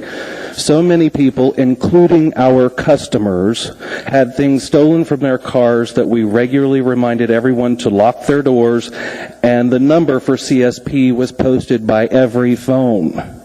This all came to a sudden and pleasant halt when the liquor store on the proposed corner closed down. Flash forward 20 years, and I am still at Arctic Office, fortunately no longer stocking shelves, and I'm a proud homeowner and taxpayer in Midtown. Midtown is a thriving and pleasant place to work and live.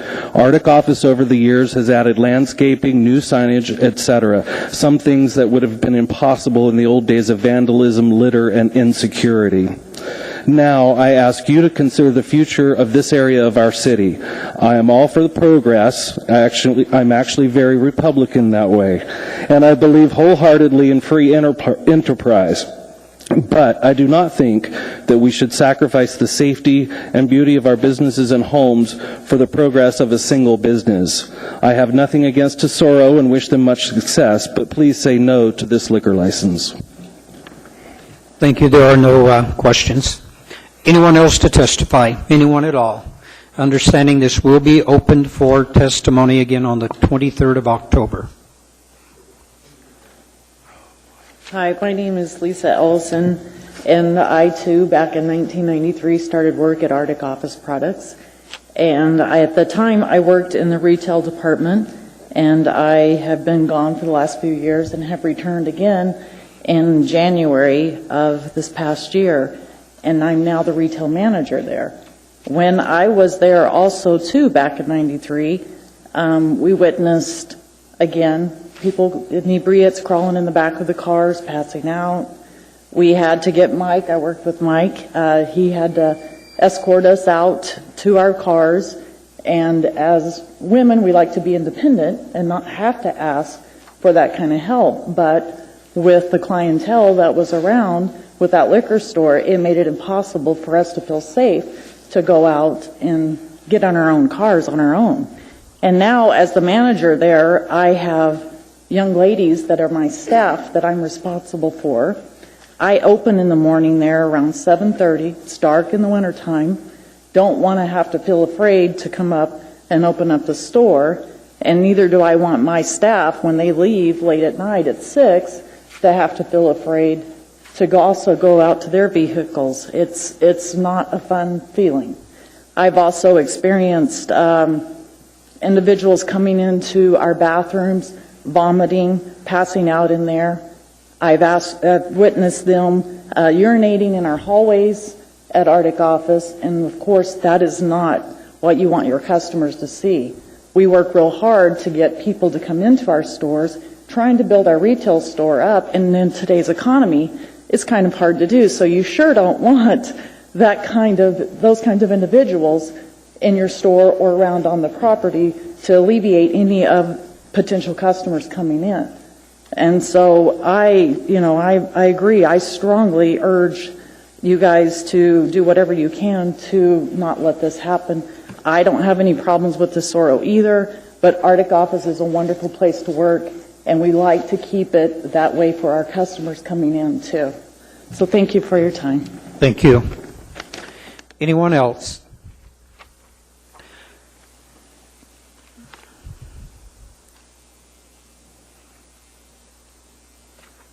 Hi, my name's Karen Deckman. I'm with the Midtown Community Council, and I'm a really terrified public speaker, so go easy on me, okay? Oh no, he's laughing. I'm doomed. Okay. Have all of you received a copy of the research pertaining to alcohol document that was circulated? Thank you. I'm sure you've had an opportunity to browse through some of this, but the question twice has been mentioned. Are they good neighbors? Are they good operators?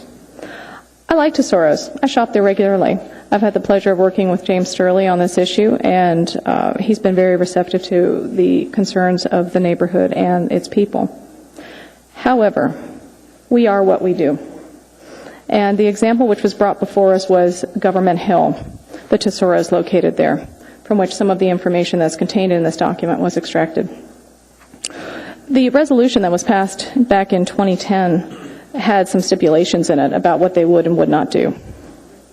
They have not done all the things there. In fact, they've gone straight in the face of the opposite of doing some of those things, including the sale of cheap wines such as Mad Dog.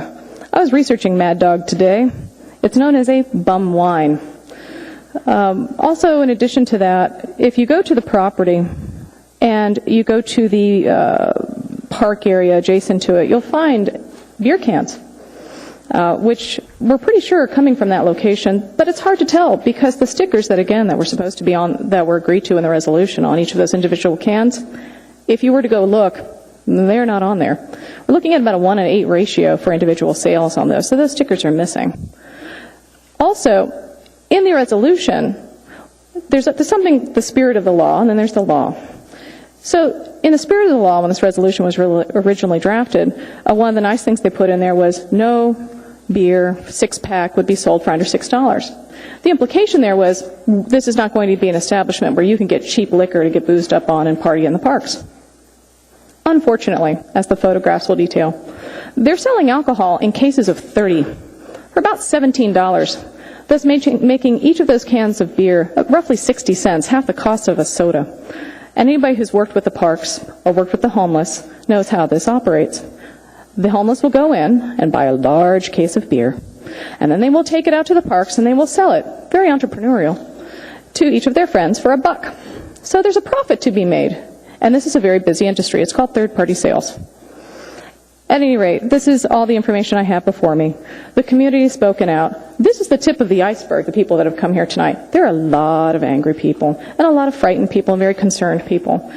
Please understand that this is not directed at Tesoros as a business. A lot of people like Tesoros. They have been great in our community. A lot of us do business with them. Unfortunately, our issue is with this liquor license. Thank you.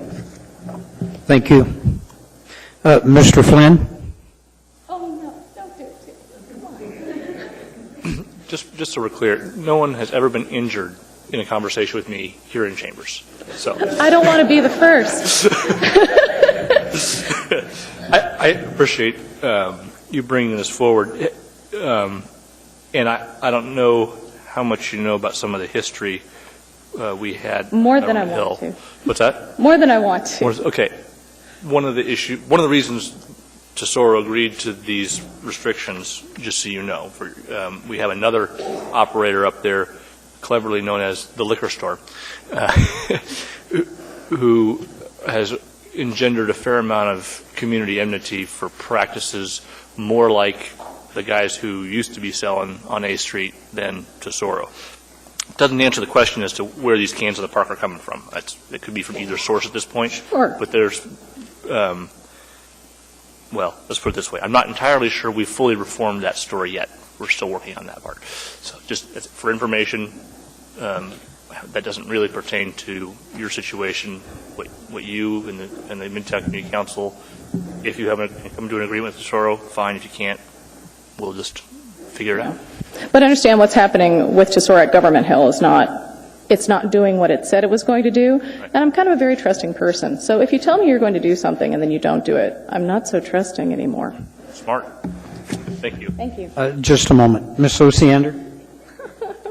I just wanted to say you're doing a fine job. You don't look nervous at all, and you're making every single point, so good on you. Don't fret. Thank you. Can I escape? Here we go. Thank you. Anyone else to testify? Anyone at all? Seeing and hearing none, this testimony will continue. This is Continue the 23rd, Mr. Chairman. Second. Any objection? I have a question. Yes, Mr. Starr. You're not going to close the case. I just would like some clarification either from the clerk or the petitioner as it relates to the 1,000-foot measure. Your application, and I believe you're with Tesoro here, so I'm speaking to you. Your application specifies that there's no other package stores within 1,000 feet, and the staff findings is that they found that there's 2 within 1,000 feet. So between now and the next meeting, can you clarify your application information is correct or the staff's information correct as to how many package stores? Not to be confused with restaurants or other dispensaries, but the package stores. And they list them on in the staff comments on our page 492. So if you don't have it, I can show you that. Thank you. That's all I had. Thank you, Mr. Starr. This will be continued before us on the 23rd.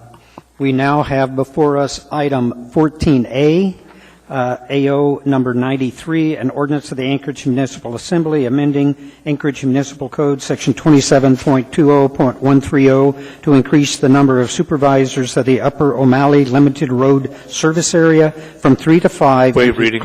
Thank you. This item is before us for testimony. Anyone to testify? Anyone at all? Seeing and hearing none, this item is before us. Okay. Seeing no one in the queue, please vote.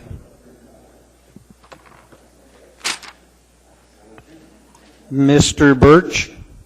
Yes. And we're patiently awaiting the arrival of Mr. Starr.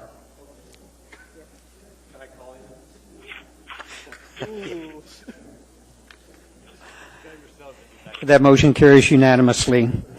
We now have before us 14B, AO number 94, an ordinance authorizing a disposal of a telephone and electrical easement located on track 82. Thank you. This item is before us for public testimony. Anyone to testify? Anyone at all? Seeing and hearing none, this item is before the body. Move to approve. Second. Seeing no one in the queue, please vote. Mr. Birch? Yes. That motion carries unanimously. We now have before us item 14C, AO number 95, an ordinance authorizing a non-exclusive telecommunications. Thank you. This item is before us for public testimony. Anyone to testify? Anyone at all? Seeing and hearing none, this item is before the body. Move to approve. Second. Seeing no one in the queue, please vote. Mr. Birch? Yes. That item carries unanimously. We now have before us item 14D, AO number 89, an ordinance amending the zoning map and approving the rezoning. Waive reading. Thank you. This item is before us for public testimony. Anyone to testify?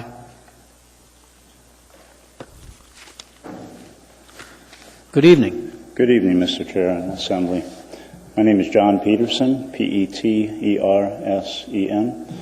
We were the ones that brought this before the Assembly, asking for the zoning change.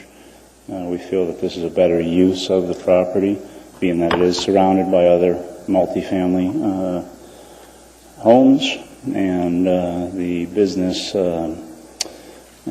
zoning B3 that was given to it was originally an R2. This was changed by an original owner. We bought the property from him some number of years ago. Okay, thank you. There are no questions. I'm sorry, Mr. Horniman. Sir? Ma'am.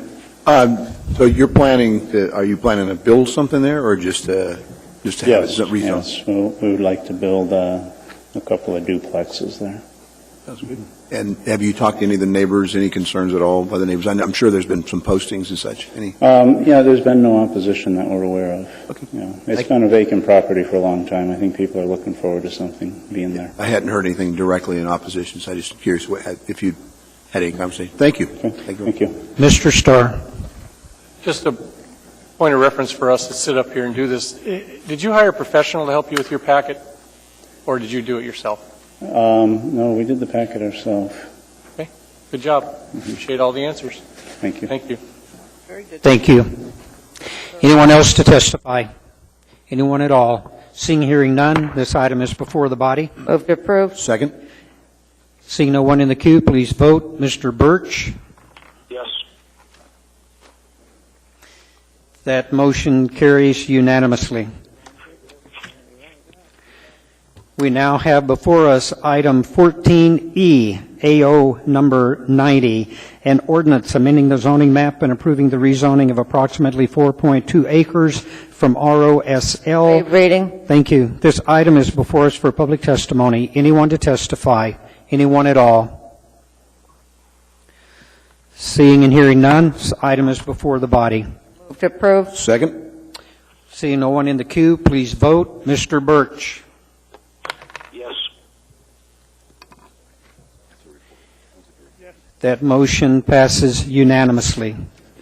We now have before us item 14G, AR number 215, a resolution approving a letter of agreement between the Municipal Anchorage and Plumbers and Pipe Fitters Local. Waive reading. Thank you. This item is before us for public testimony. Anyone to testify?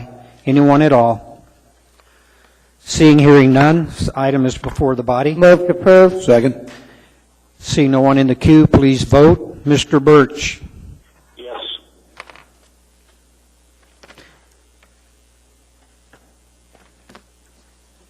That motion carries unanimously. We now have before us item 14G, AR number 215, a resolution approving. Waive reading. Thank you. This. Oh, yeah. my error. 14H, AR number 216, a resolution of the Municipality of Anchorage appropriating State of Alaska grants and Senate Bill 160. Anyone to testify? Anyone at all? Seeing, hearing none, this item is before the body. Move the S version. Second. Okay, we have move the S version. Anyone object? That is before us. Please vote. Mr. Birch? Yes. That motion passes unanimously. We now have before us item number 14J, AR number 218, a resolution of the municipality of Anchorage adopting 2012 substantial amendment number 2. Thank you. That item is before us for public testimony. Anyone to testify? Anyone at all? Seeing and hearing none, this item is before the body. Move to approve. Second.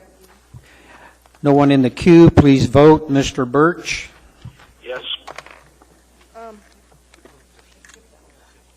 What's that? Yeah, he's getting it now. Okay. He skipped I. We can just finish voting on J and come back to I, no problem. Yes. Ms. Osiander, you need to vote on J. You got me all shook up here. Mr. I know. The hour's late. That motion carries unanimously. We now have before us item number 14I, AR number 217, a resolution of the municipality of Anchorage appropriating $1,311,946 from the state of Alaska. Thank you. This item is before us for public testimony. Anyone to testify? Anyone at all? Seeing and hearing none, this item is before the body. Move to approve. Mr. Chairman? Yes. After this item, would you just grant me a moment to do a ex post facto changing the order of the day just to keep us straight in the minutes?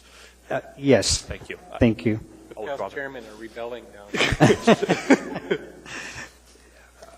Okay, please vote. Mr. Birch? Yes.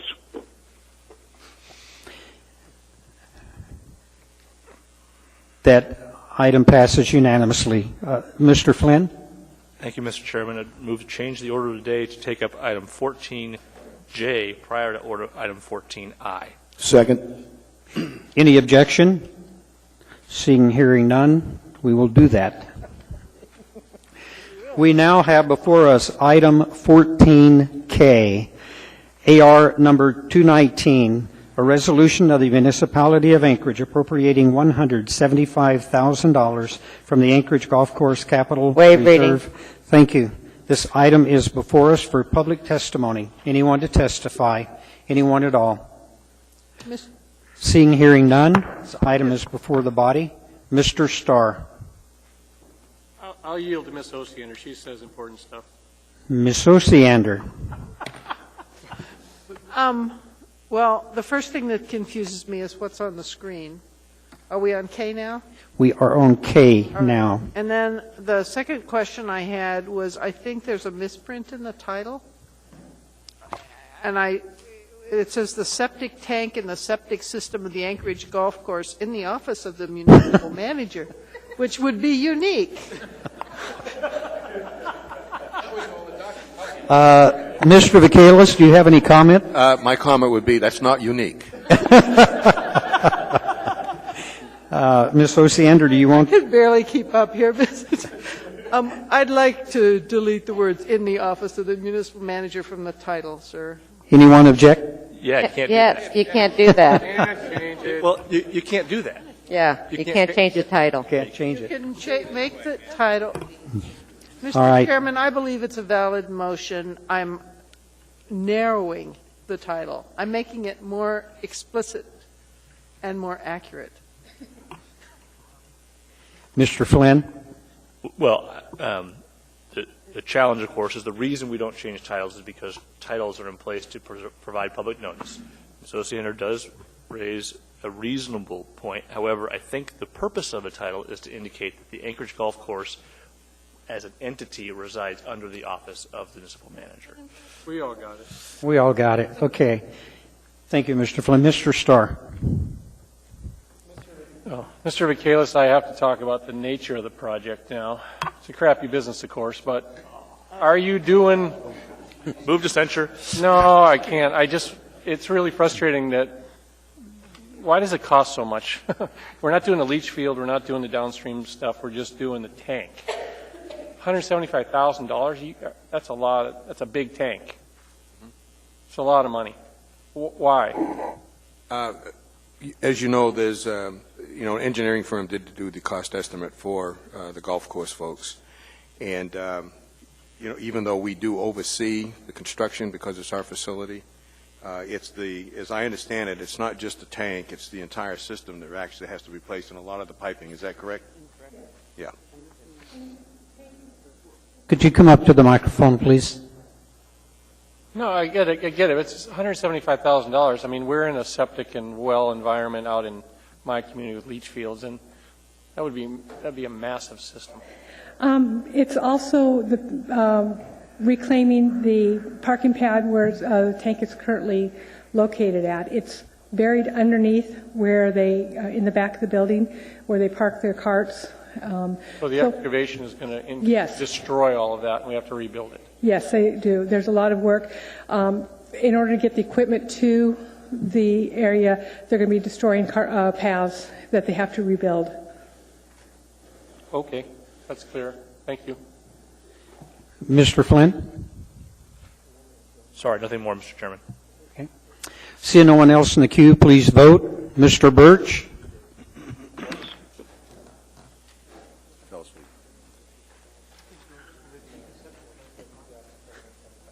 I think the title should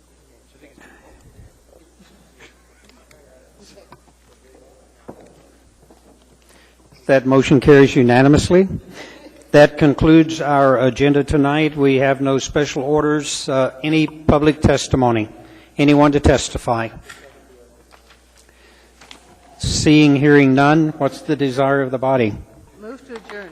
Second. We stand adjourned. Thank you. Good night.